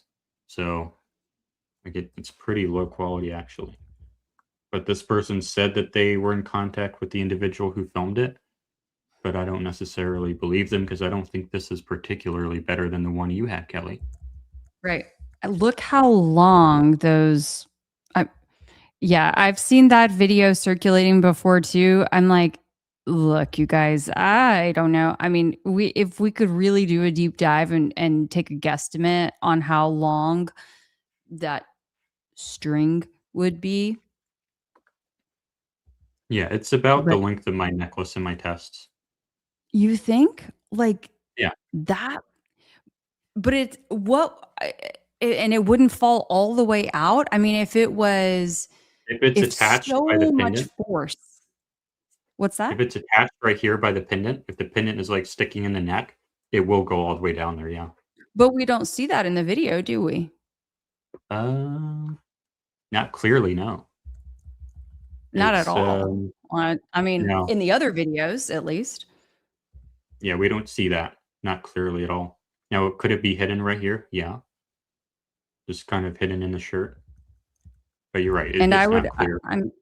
yeah. I mean, and even in that video, I feel like the wound, the dot looks further to the middle of the neck than off to the side. But I think, yeah.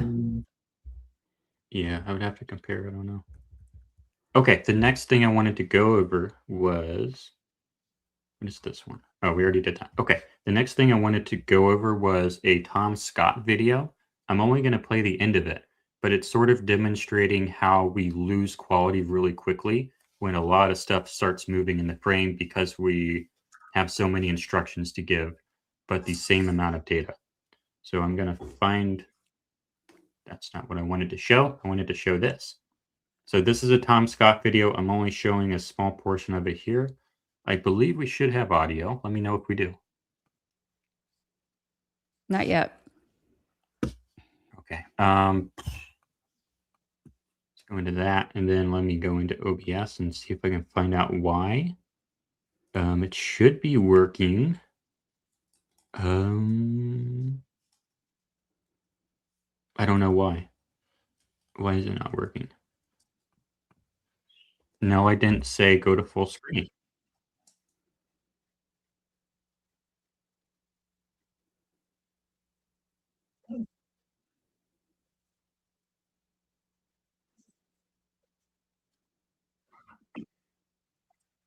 Is it working now? It's not on the screen. It's the freaking AEC. Oh, come on, man. I am outputting the audio. No, I'm not. Why am I not outputting the audio? I should definitely be outputting the audio. Now? Nope. I mean, we got to put it, you got to put it in the, on the stage though.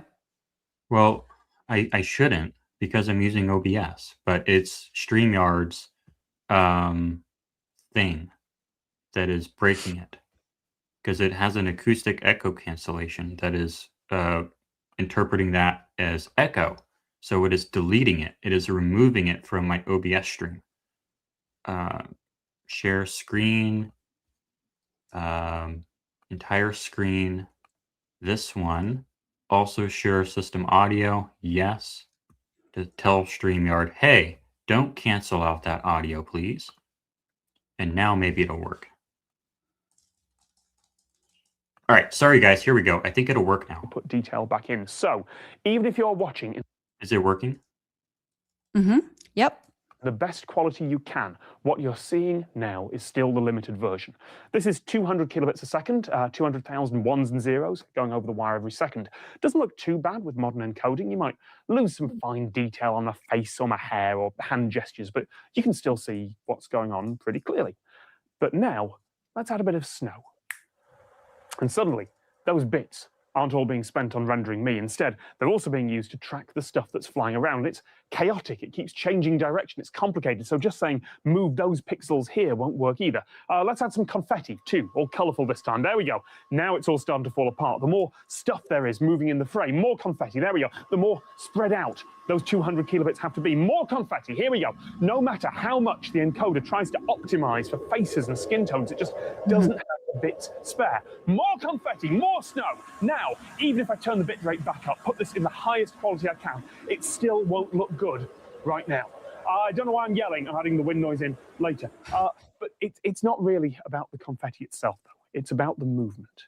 If we freeze all this stuff in midair and just make it a background, over the next couple of seconds, the quality of the video will come back. Okay, so that's a really good video that he did, sort of just demonstrating how the movement has a direct impact on why we would see that stuff that's not moving would be really sharp, but the stuff that is moving might be a lot more blurry. Okay, and now I'll look at my notes here. Yeah, so like when the shot goes out, when Charlie's moving around, that can cause the blurriness to go up because he's moving.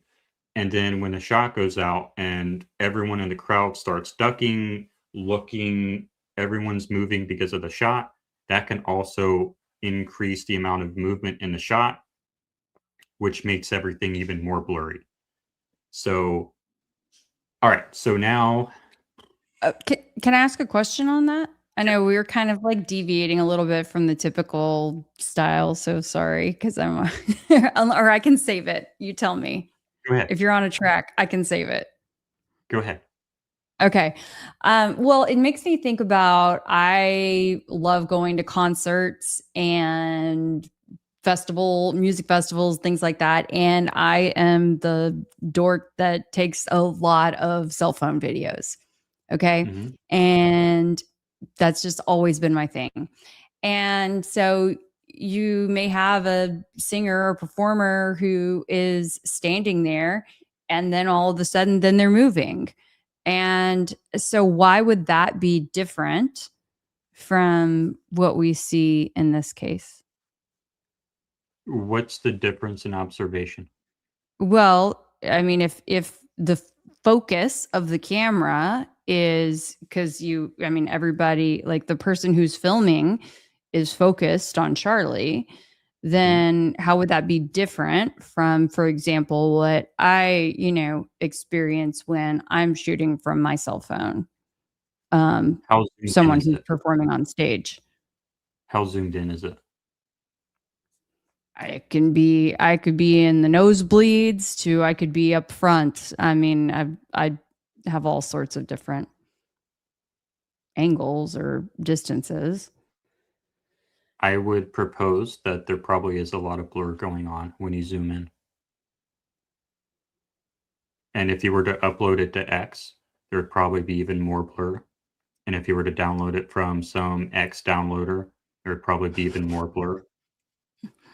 Oh, Trigger. No, my videos are wonderful quality. Don't you worry. I could entertain us all night long if only I wouldn't get then a copyright strike, over and over again. Why? Sorry. Oh, okay. Yeah, I would propose that they probably are blurry. And I would propose that the blurriness probably does go up as the crowd moves. but it could also be possible that maybe I'm wrong, or maybe it's a different codec, maybe it's a better phone, or maybe there's just a different chain of custody, or maybe the Charlie Kirk stuff is fake. I'm just trying to present the basic underlying principles. I'm not making assertions of fact Sure. regarding CK. Got it. Okay. Where was my, okay, so what I wanted to close with is that I'm not concluding anything. I'm not saying Kelly's wrong. I'm not saying I'm right. I'm not even coming to a conclusion saying that the video is fake or is not fake. But I do think that with a better understanding of how compression works, we can come to some answers that maybe Kelly asked previously, and we can go into some of those if we'd like to. That's up to Kelly. But I just wanted to close saying that it's not conclusive. I'm not saying that the footage is or is not fake, but hopefully this helps better educate on how modern video works. Thank you so much. I actually learned quite a bit from you, and I appreciate you going into the deep dive and having me do the interactive experience of drawing out stars and mountains. So thank you. Hopefully, at least a couple people in the audience gave it a shot too. So thank Perfect. you so much, Jordan. Okay. I mean, I think for the most part, we could take a look and see. Oh, I see a super chat coming through. I've seen a few people in the comments asking this. Is it Christmas? What's with Frosty? Can you please, Jordan? Inquiring minds want to know. I only threw away my Christmas tree like a couple weeks ago because I just don't do these things. Because I have Wait, ADHD. you're like a real Christmas tree? My real Christmas tree.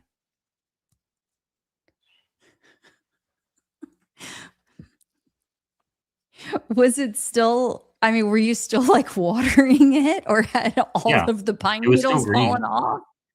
It was Most still of them green? fell off, but it was still green. I watered it. Wow, But yeah, that's why. I just don't feel it's like getting the impressive. boxes out again. Love it. Yeah, I mean, before you know it, it'll be time. Yeah, it took me to May last year, I think.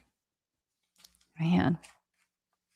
Well, okay, I actually still have some skeletons from Halloween sitting for me to put them up in my attic, so I can't give you too hard of a time. I'm like, I need someone to help me so I don't fall. That'll be my demise, right? Is falling from my attic with my skeletons. Mhm. Oh Okay, goodness. so Stay I did make frosty. some what is like Thank you, Charlie. the most damning piece of, I guess, question you have about the footage that seems the most fake? I mean, I think it's collectively, like with so many things. If it was just one, and these were just so really when I started looking, I started at the archive, and I'm like, okay, I'm just gonna start at the top. 1, 2, 3. I was finding question marks to me in each of those. And so then I just scrolled down and I picked number 17 because I knew I couldn't, in preparation for this, go through every single one of them. So yeah, I mean, I think the fact that I just picked 4 videos that are on the Internet Archive was quite concerning to me, coupled with the fact that UVU has this program. And again, that's not to say that it is there, that I'm not pinning anything on them at this point. It's just, as I say at least, these aren't just may not just be coincidences. When there are so many things, they start to feel like coincidence. I did want to ask you about the UVU stuff, and I know that they haven't Sure. had time to respond, and I want to be respectful Mhm. of that. You said that Mhm. they made some statements about how AI videos can have an impact on public Yes. opinion. Yes. What did they mean by that? Did they Here. mean like AI videos that are supposed to be of real events, or did they mean like AI videos that Trump posts to X or something else? What did they mean by that? They created them, actually. Do we have those? Oh, hold on, let's see here.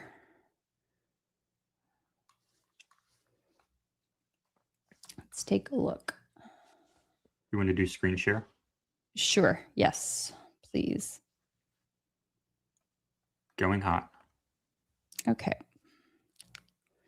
So this right here is one example. I have not watched this entire presentation yet, but as you can see, the date October 28th, 2024. So just less than a year before the incident, right? UVU presents research on the impact of AI deepfakes on elections and political advertising.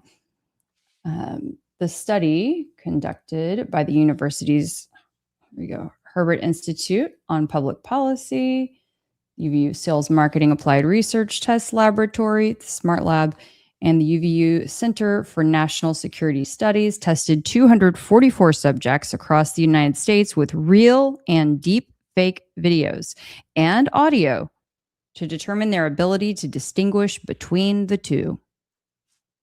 Artificial intelligence is a tremendous tool, but the research tells a cautionary tale for our democracy by illustrating how easily it can be used to push fake messages to voters, said Brandon Aumacher, director of the UVU Emerging Tech Policy Lab and instructor of the UVU Center for National Security Studies. It's incumbent that we address this issue from a technology perspective, public policy perspective, voter education perspective. Let's see, challenges posed by AI-generated deepfakes to the election process, emphasizing the difficulty in distinguishing truth from fiction. I mean, I think all of these things really kind of, to me, raise questions. AI They're election acknowledging, project experiment video. yes. Yeah, it looks like they do have some more content down here. Research summary, research presentation. Oh, here we go. Let's see clips of deepfake testing process. Do you want to check that out maybe? Sure. Why not? We'll explore this. Sure. Oh, the review link is no longer accessible. Say it It's ain't your fault because so. you were talking about it. They're probably watching our Right? stream right now. Probably. Here, I'm gonna just so you guys can see this. Here, I'll go back into the. I'll Just like paste how it. when Barron was streaming that pastor's stuff and they Oh, took it man. offline during the stream. Now I'm gonna have to put in a records request for it. But literally, this is what it says. Oh, come on, man. Boo. Well, Did you see we it know it before that? exists. No, but we know that it exists. Mhm. We know that it It's James's exists. fault. Come on, James. Right. Okay. Yeah. The experiment video. Let's see. How about this one? How about this one? Oh, okay. Hold on. Okay. Let's see what this will show us. Let me get into this frame. Aha. Hey guys, I'm Julia, a student experience specialist here on campus. Today I want to talk about the potential of transforming the available space in the new engineering building into a rest and meditation area. Now I know it's not just me, but a lot is happening in our lives between school, studying, work, social life, and more. It can leave you feeling exhausted, and having a nice, quiet environment where you can unwind without having to leave campus would be a game Is this changer. an AI video? This place would be stocked with sleep pods, hammocks, a lounge area, and dedicated meditation and Oh. prayer rooms. Yes, this A is the designated rest area experiment. would be a space where we can step away from the craziness Is this of campus video that life, we're watching even if AI? just for a little while. I believe so. It's a place to decompress, reduce stress, and recharge. Because which it is said something it's we the all need, experiment version. especially when school becomes overwhelming and intense. Studies have shown that short naps and meditation can significantly improve focus, reduce stress, They have it and enhance unlisted. overall well-being. By providing a dedicated area for relaxation, we can create a healthier and more productive campus community. In our fast-paced academic lives, it is crucial to have a place where we can recharge our minds and bodies. Okay, I think we get it, right? Wait, so that then video that we just watched is AI. I believe so. So let's see now the next one. This is going to actually be the AI? control. UVU Content Hub.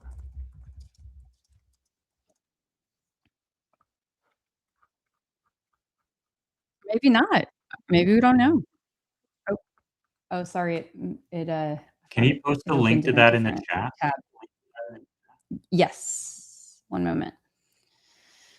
Now this is going to be, okay. Here is the UVU AI. This is going to be the control video that we're about to Not the watch. link. I'm posting that Can you link post first. the link to that page Yes, just one moment. so we can have access to all of them.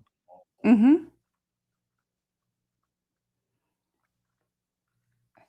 And then UVU AI. Whoops.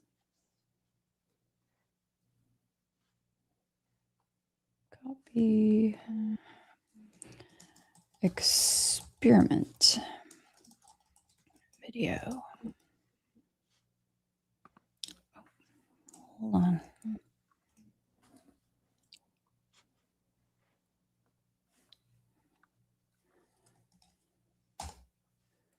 Okay. Okay, so here is the control version.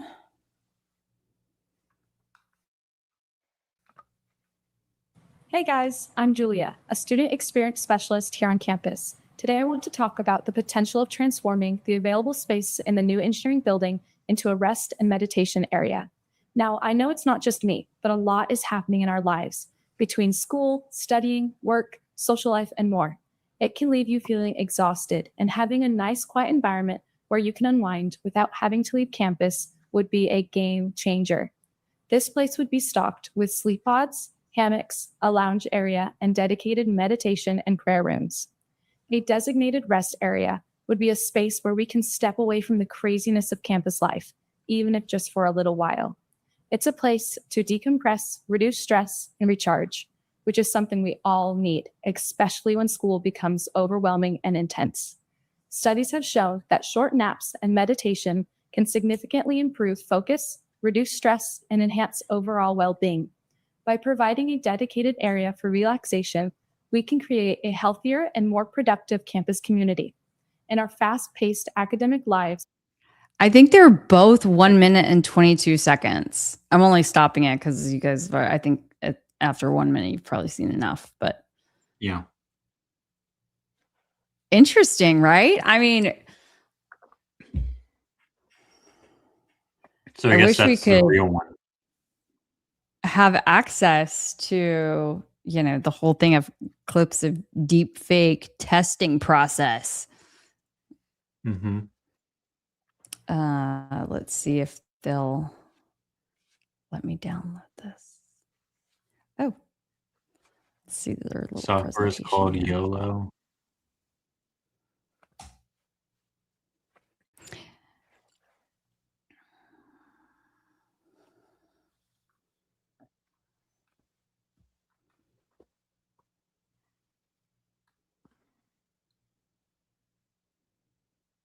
So they're deep fake Okay, so media they do study. deep fakes. Yeah.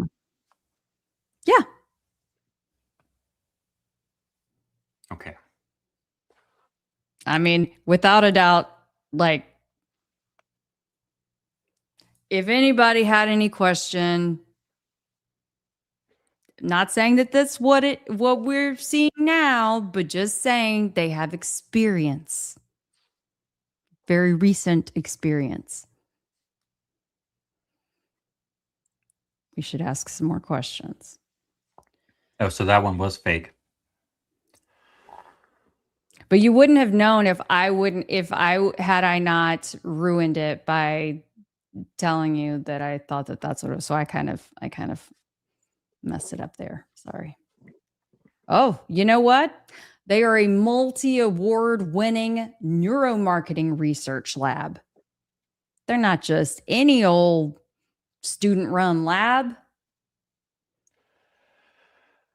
So my question would be, how well does this translate to real footage of a real event with like a lot of moving parts?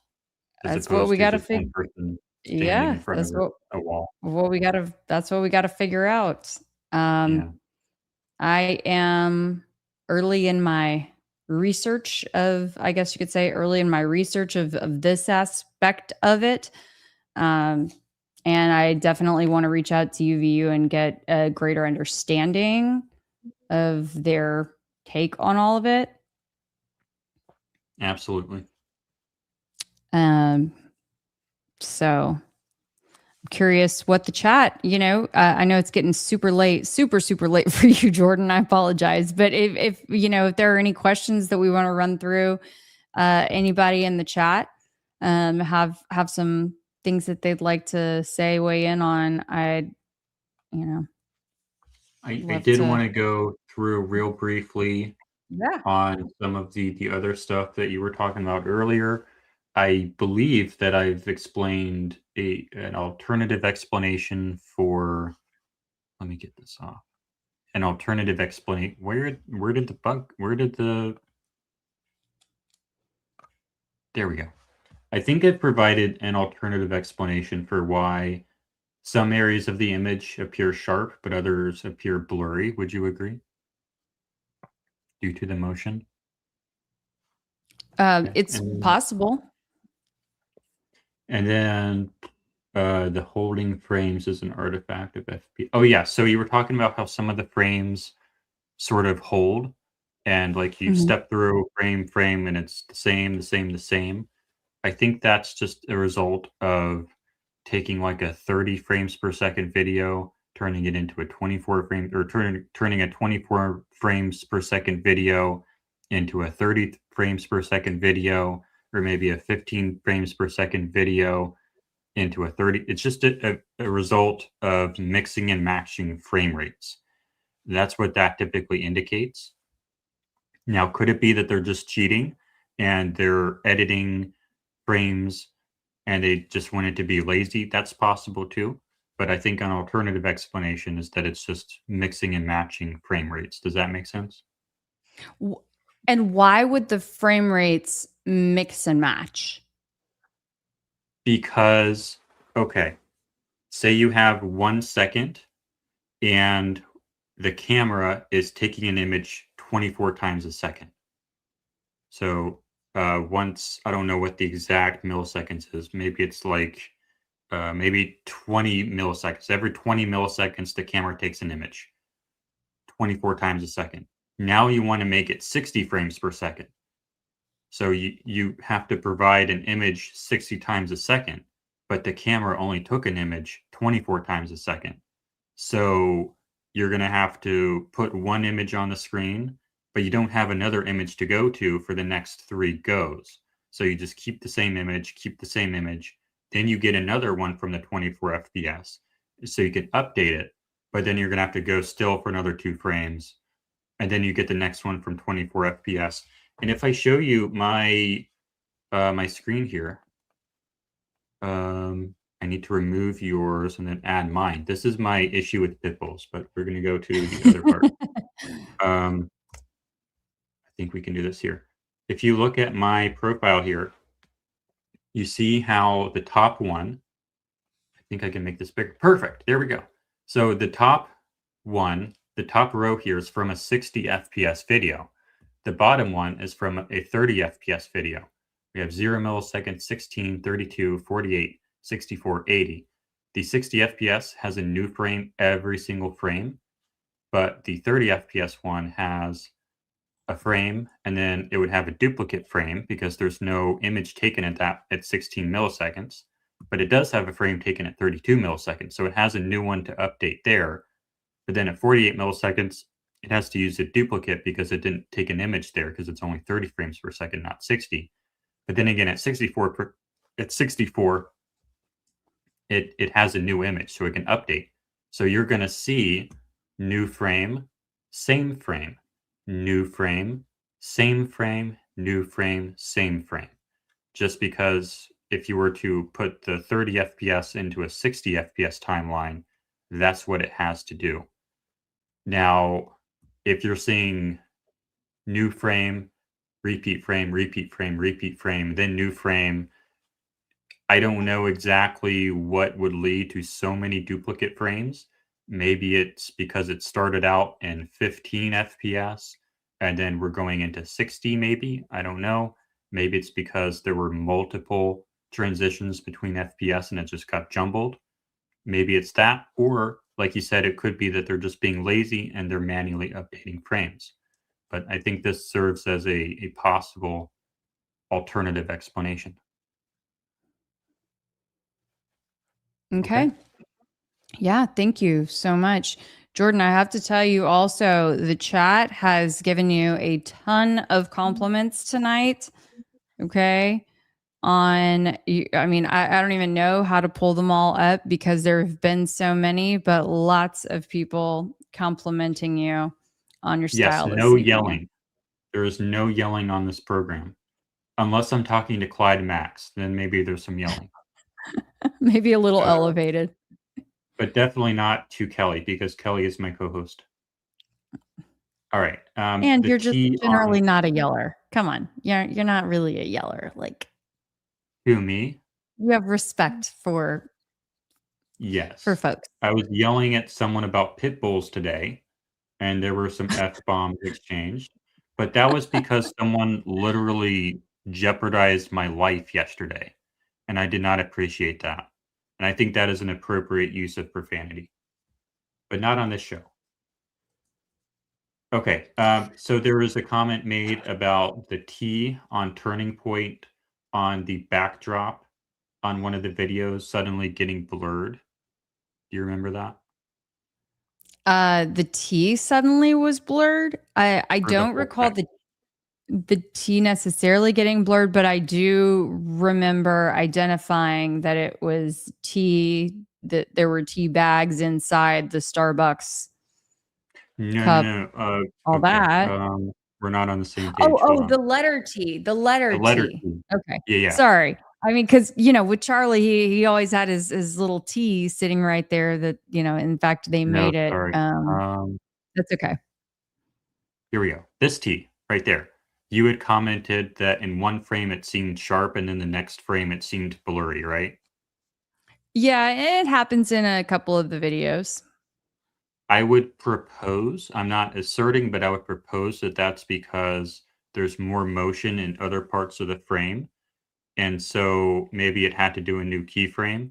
And because it had to use so much of its data for the instructions and all the other movement, maybe the sort of bandwidth for that part of the image had to be reduced to compensate.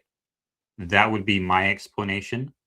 I think that's probably the best explanation, or maybe there's some other aspect of compression that I don't understand. That's what I would propose.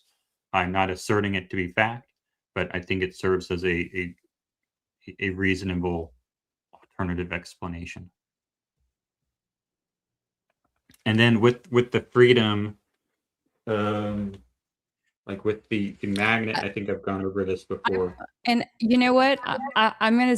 What's so interesting to me as I'm sitting here thinking, if it were I won't name any particular names, but a popular female Hollywood, celebrity or socialite, right, standing in front of a step and repeat sign, something with, words behind her, something like that.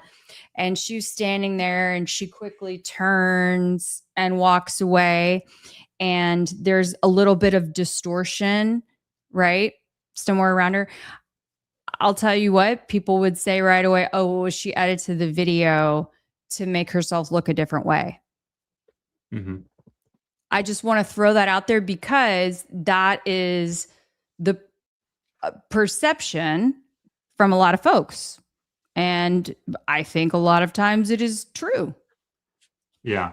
Coming from the influencer world, I know how common it is for people to edit photos and edit videos.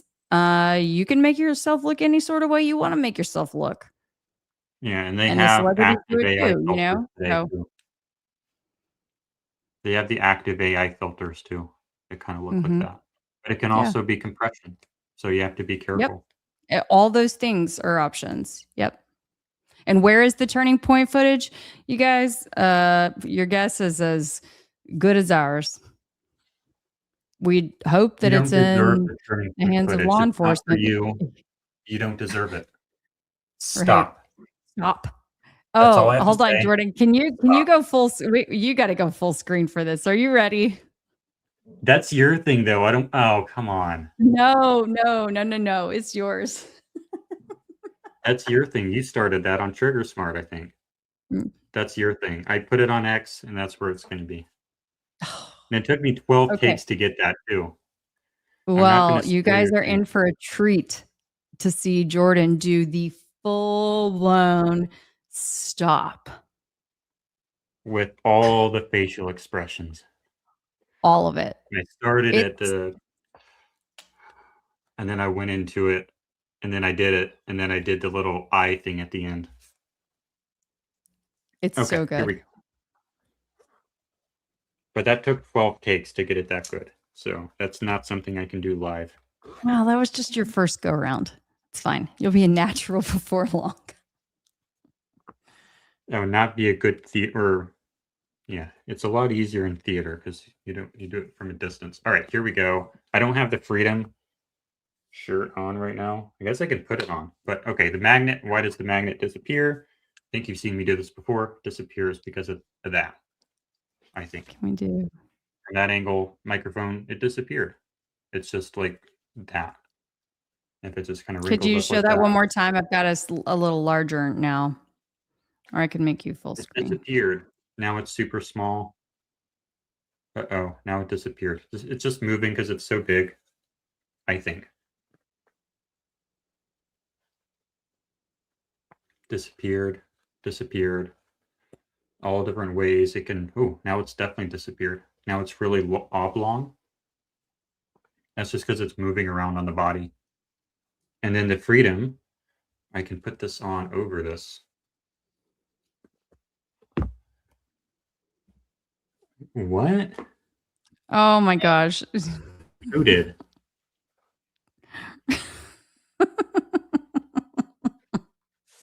Oh, the girl on the Hollywood sign? No, I think he's talking about Erica. Oh, do it? Oh, no. Oh, goodness. Here we go. I guess it must have happened when she heard the name Candace.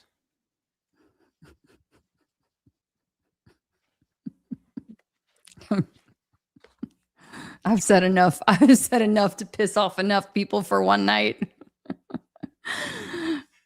It's all right, you so from now- here.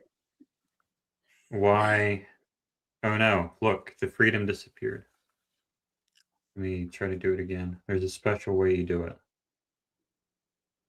I didn't get it right that time though. There's like a special way to do it where, you know what? I think it's too far down. I think that's why it didn't work. He has it pretty close to his collar.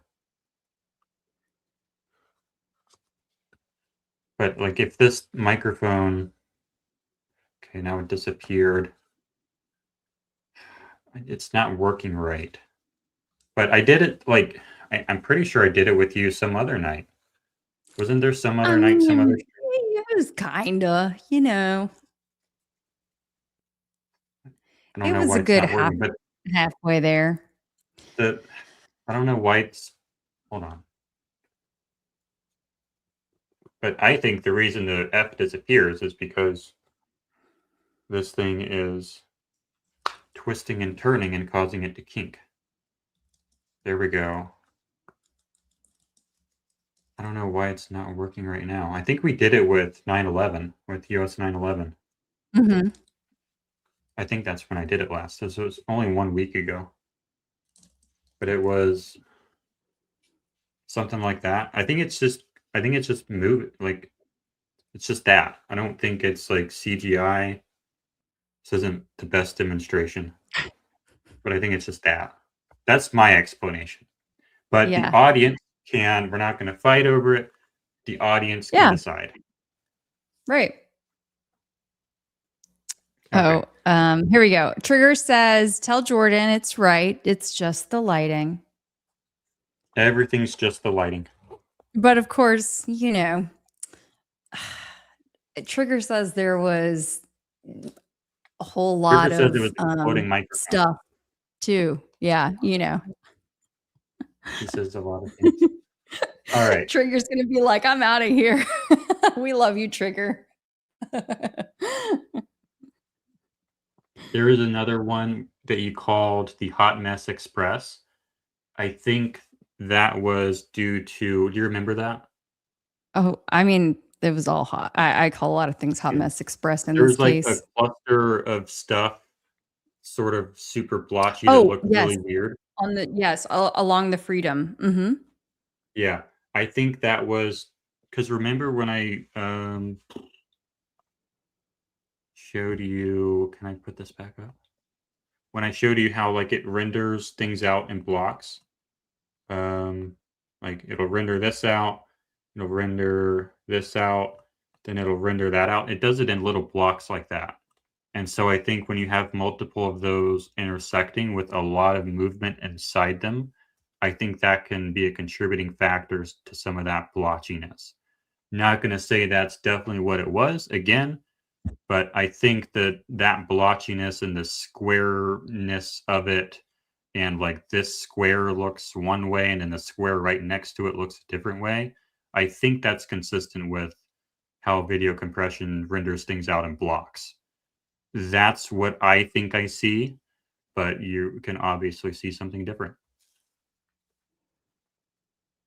All right, that's the end Ruby of my C. Kinglet, thank you so much. Oh, I apologize, Jordan, for talking over you.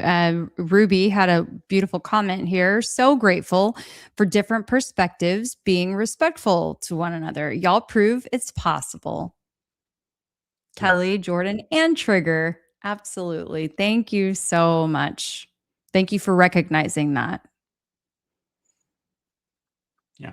So that's the end of my list that I wanted to talk about, I think. Yeah, that's the end of my list. I don't have anything else. Do we have questions to get to? I starred some of them. This person. Yeah, there's no bickering on this channel. We talked about Frosty.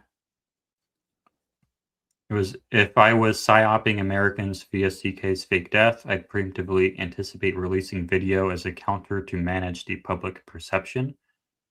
I guess so. I wouldn't, but maybe someone else would.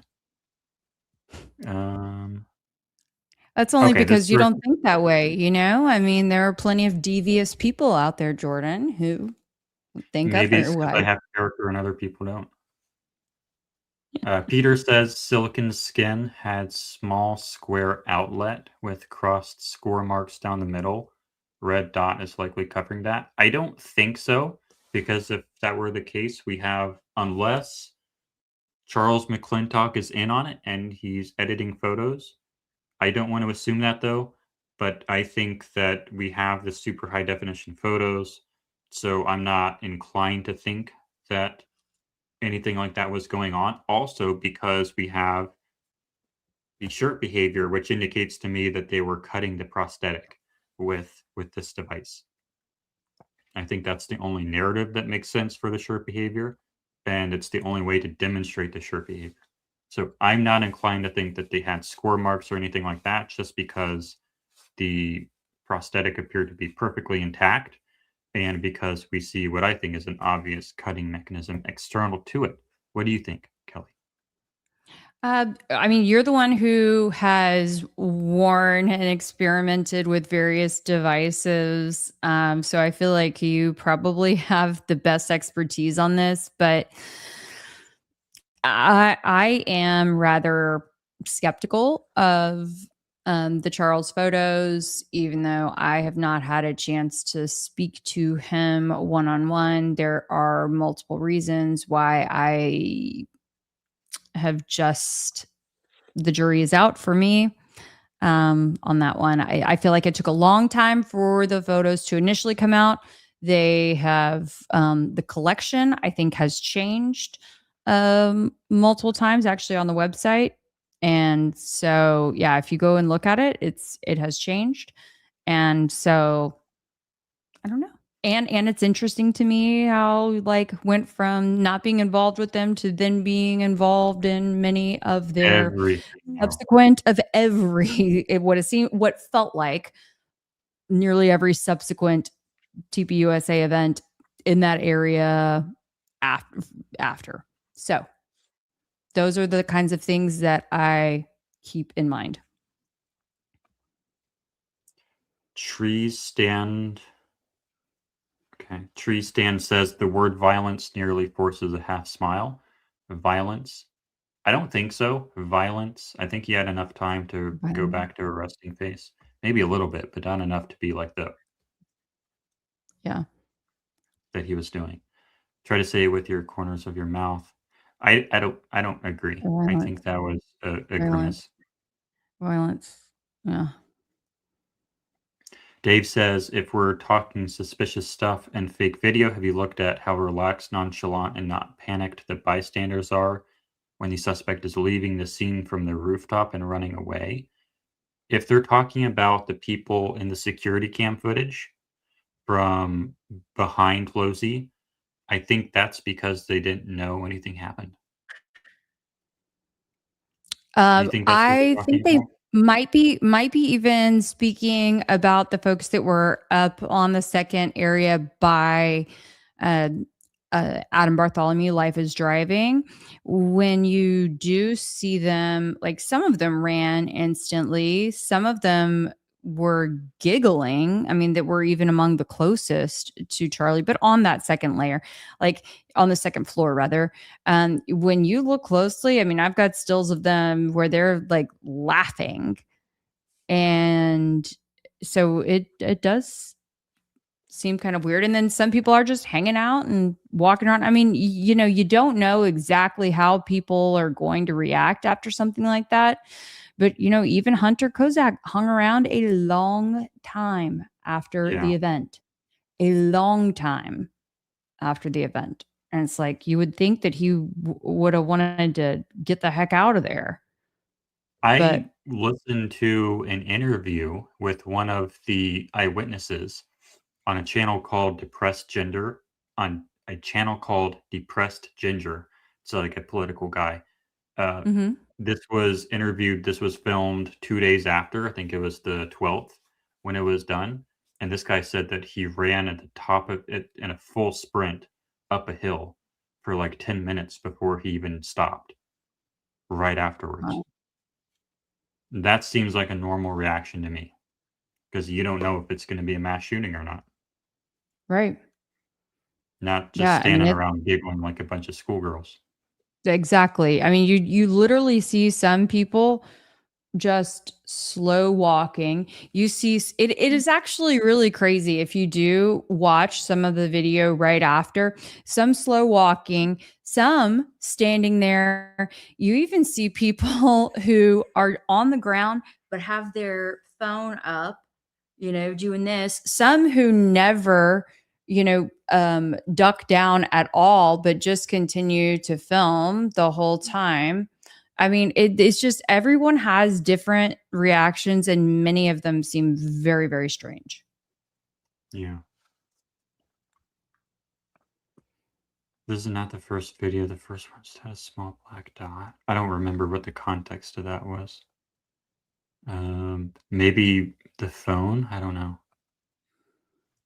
My get drunk and listen, I guess. My working theory is the projectile comes up from the ground area, up and through the armpit. Okay, from the ground up and through the armpit and out of the neck. So I guess he was shot from down there. I don't see how that explains the shirt behavior or the necklace behavior. And I guess this would be the exit wound. But where would that firearm be located? I don't know. How would you aim it? I don't know. But my biggest thing is the shirt behavior indicates that there is a source of energy down here under the D for freedom. And that's what I focus on.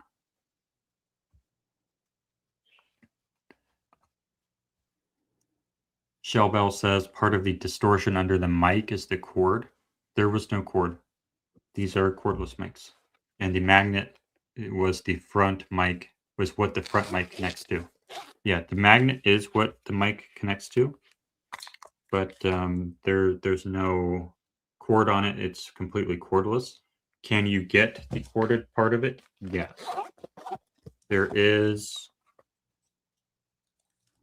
this version of it that does connect to it, but there's no evidence they used that. It very much looks like they just had the bare microphone under the shirt. But yes, this is the magnet right here on top. And that's what we see on the outside of the shirt, and then the microphone is on the inside of the shirt. Carolyn says, Mitch said the building was recently reopened. I think that's Mitch Snell. Tall fence was added around it. It has a no cell phone, no electronics rule. That's on a military base. I don't think that's necessarily where Charlie Kirk is. Kids and dog are with him. Maybe, but I mean, I think it's pretty typical for phones, for there to be dead zones with phones, electronics on a military base. I'm assuming that that's where they're saying the building was. Do you know anything about that, Kelly? No, I had not heard about that. I mean, I know that when you go to, for example, the like the FBI, because I have reported a federal crime, well, what I believe was a federal crime here in Houston a couple of years ago. I was burglarized, and I, like, just for anybody who's curious, I was burglarized. It was part of this entire ring. I had identified over $1 million from a whole bunch of people that was taken. So, of course, Kelly, trying to save the world, I go march down to the FBI to try to report the situation. And once I get there, they're like, there's no electronics allowed, no cell phones. I had my laptop ready to show them, my phone, everything. I had all my evidence. So, anyway, that's what it sounds like. I mean, I got 2 of the 3 guys arrested, and I know that the feds are investigating the case. So yeah. Yeah. I still get called. Thank you. I don't play around. But anyway, they had a dead But zone anyway, for you like can't even bring your cell phone in to just, as a civilian off the streets, meet with, a case agent to take a report, an intake report. So, and then, there's a long way. I had to, like, walk up to the building and this whole ordeal. It was bizarre. But so that's what it sounds like to me. If that's the case, it sounds very strange. And maybe they justify that because of all the electronics or special stuff that they do there. I don't know. They don't want bugs. Yeah. I mean, and in theory, right, we wouldn't want that if that's in fact where our military is testing the most high level, top secret stuff. You don't want someone who's potentially a spy going in there and stealing our military secrets. So if you look at it from the flip side, like, that's justifiable. Yeah, I don't think the no cell phone, no electronics rules necessarily evidence that that's where Charlie Kirk is.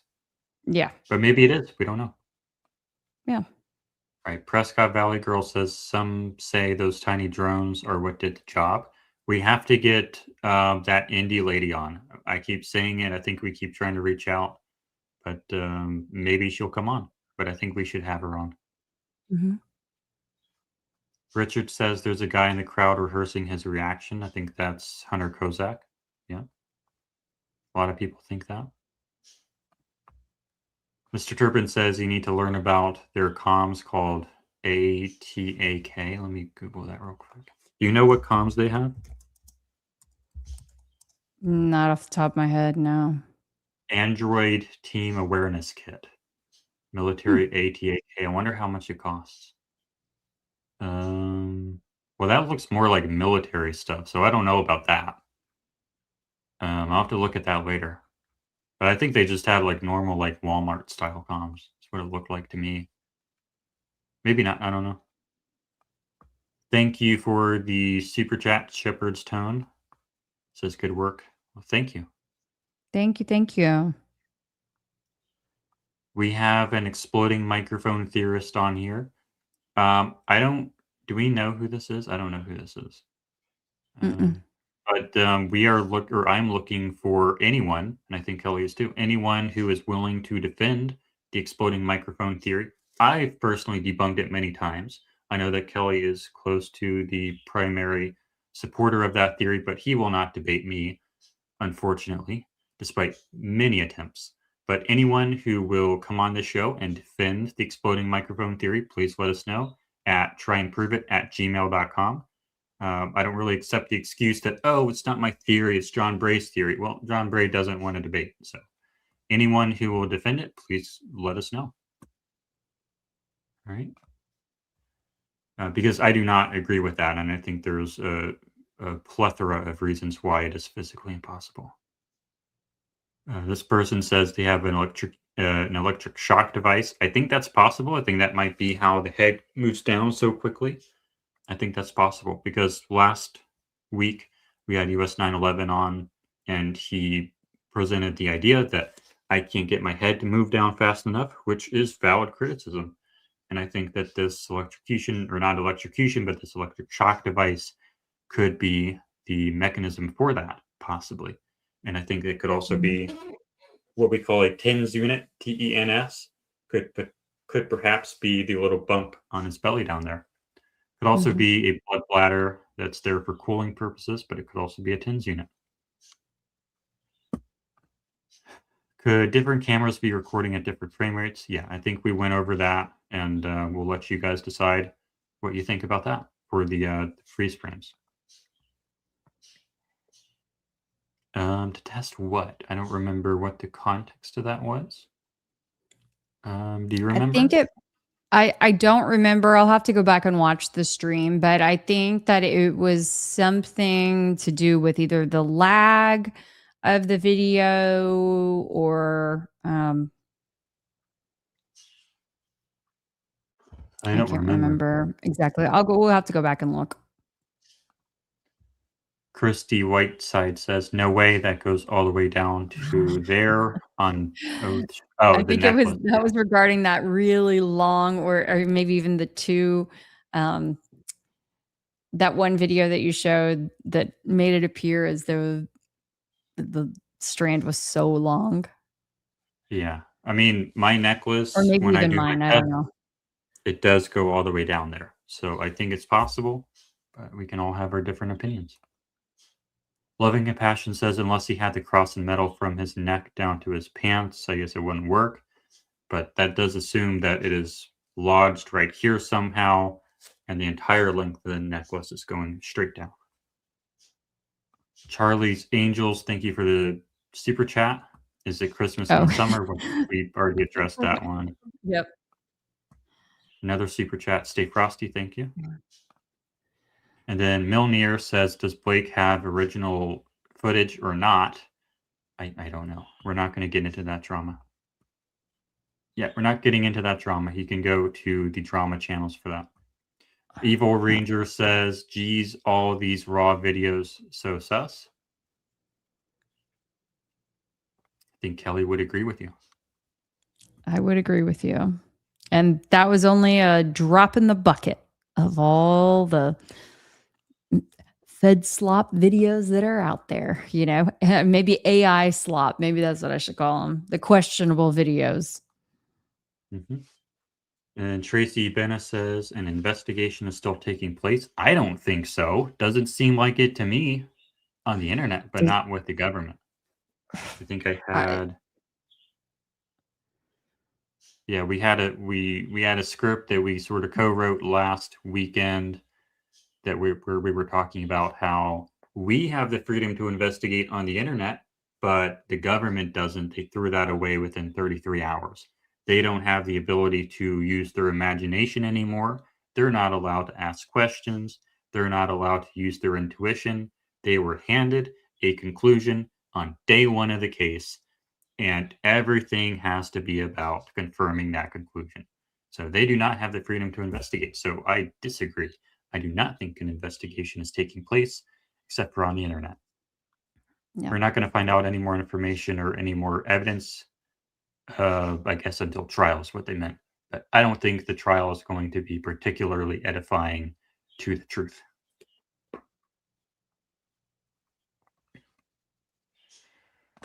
Okay. Milner says, my question about McClintock's photos is how does he do them so flawless? Or was there a... Oh, so how did he get such good photos? I guess is what they're saying. I don't think they're particularly good photos. In my opinion, they're not framed particularly well. They're about what I would expect.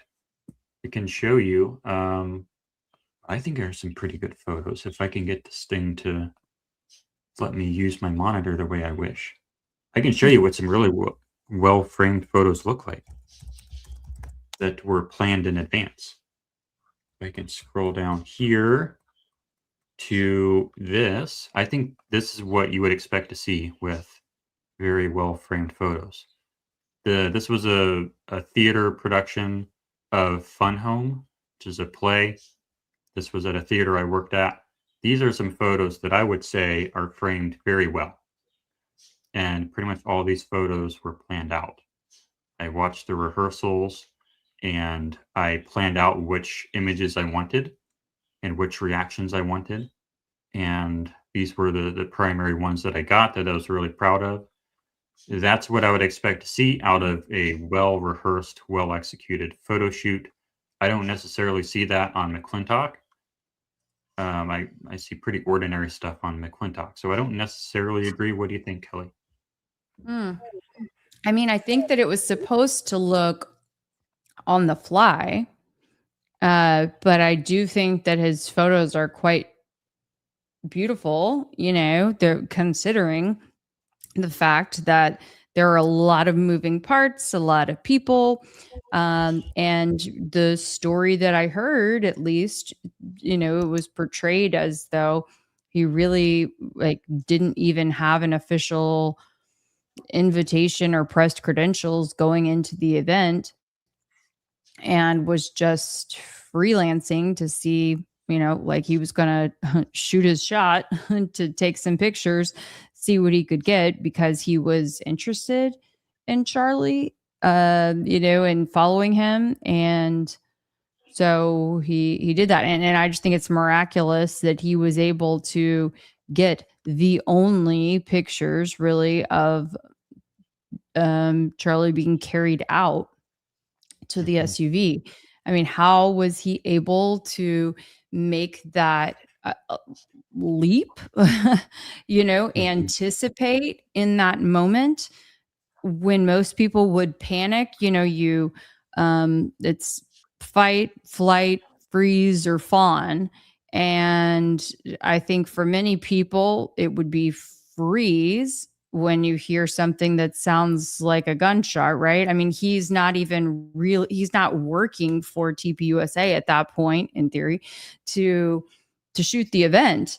So it's quite surprising to me that he sprung into action, anticipated that, okay, the security is going to carry him out this way. I mean, that all of that happened within less than 20 seconds. Yeah. And how did he get into position for that? How did he get into position for that when he had several people between, even though he was near the front, he still had several people who are going to be, in theory, acting in an unpredictable kind of way, right? To be able to get past all of them. And you don't know if the And second shot is coming. right. Yeah, you have no idea. Like, you And could so be it's dying just you could be dying the next second. shocking. Right. But, at the same time, he could have wanted, that photo of Trump. He could have maybe wanted that. Maybe that was what was going through his mind. He wanted the photo I of the mean, century. immediately, like, that would Yeah. be who would have been thinking that, though, leading into that Photographers. moment, right? Photographers. Photography is In that everything in moment, our you're life. thinking like, "Hey, what if he gets knocked off?" Maybe. Maybe. I probably wouldn't be. I would probably be trying to protect the people around me, but maybe someone else wouldn't. Yeah, I I mean, don't know. maybe. Or yeah, maybe. Milner says Bray won't even answer my question. Was the explosion of the mic a shape charge? Well, he has consistently said that it's a shape charge. Or because it doesn't act like a shape charge as you describe shape charge. Well, it doesn't act like a shape charge because it's not a shape charge. But I answer your questions. John might, but I do. You're always welcome to ask me questions. All right. Let's look at the newer comments here. Do we see anything interesting here? Well, I see this one. Okay, photographers go to war zones for winning shots. Absolutely. But I want to add that Charles did not, to my knowledge, have any experience with that type of photography. And it didn't sound like that's what he just He didn't wake up that morning expecting to take fire. No, it is. I can tell you, as having 12 plus years in journalism and being around lots of still photographers and videographers in my life, that it is a rare breed to find someone who's on the clock, who is willing to jump into action like on a regular day. Okay. Like, then when we add in that this is a freelancer who is, it's just, I'm just telling you, there are question marks for me. They're not the military type guys who are gonna just spring into action. Not typically, no. Oh, I meant Okay, to it do. is really late. It is really late for you, Jordan. It's like Yeah, it's almost about to 2 hit a.m. 2 o'clock in the morning. This one here, the microphone exploded like I said just earlier. If you want to support that theory, defend it, please let us know. Try and prove it at gmail.com. If you can make a good argument or show us that you do have a microphone and everything, you can come on and defend it. We've been trying to get that done for a long time now, but nobody will defend it. I've asked Trigger Smart, but he won't defend it. But do we have any other ones? This one's long. I think this is to you, Kelly. Great lead that leads to more attention. If UVU coincidentally offers a program specifically for NSS studies, there's almost no way they haven't taken advantage of those capabilities. It's curious. It's curious. I think it's something that merits further investigation. Oh boy, here we go. Please don't answer your questions. You are incapable of my points. Bray says there are 2 explosions. Well, I don't. So, and this is the guy who always claims who always claims it is getting late. This is the guy who always complains that his stuff never gets read. And now we're on the last comment. Perfect. Okay. Actually, I'll let you. There we go. I'll let you close it up. Oh my goodness. I don't know what more there is to say at this point other than, thank you, Jordan, for letting me share something that's been on my mind for quite a while now. And thank you all for taking the time to look into this with us. There is definitely a lot more digging to be done. So my email address is kelly@kellyrayban.com. We also use try and prove it at gmail.com. You can also DM me on X, KELIRABON. But again, just want to stress that we are not accusing anyone of doing anything wrong. We are just asking questions. We are exploring possibilities. We are investigating, and we are inviting you all to help us along the way in this crowdsourced investigation. So thank And you there are very much multiple explanations for this. these things. Yep, absolutely. Not just the gaming ones. Okay, guys. Well, thanks again. And you can count on us every Thursday night. So we hope to see you again soon. And We have another field test this coming Sunday now. Sunday. Yeah, because Sunday. I don't have enough time on Saturday to get everything done. So it has to be on Sunday. Okay. Well, thanks again, everyone. We appreciate you so much. And we'll see you soon. Good night. Good night.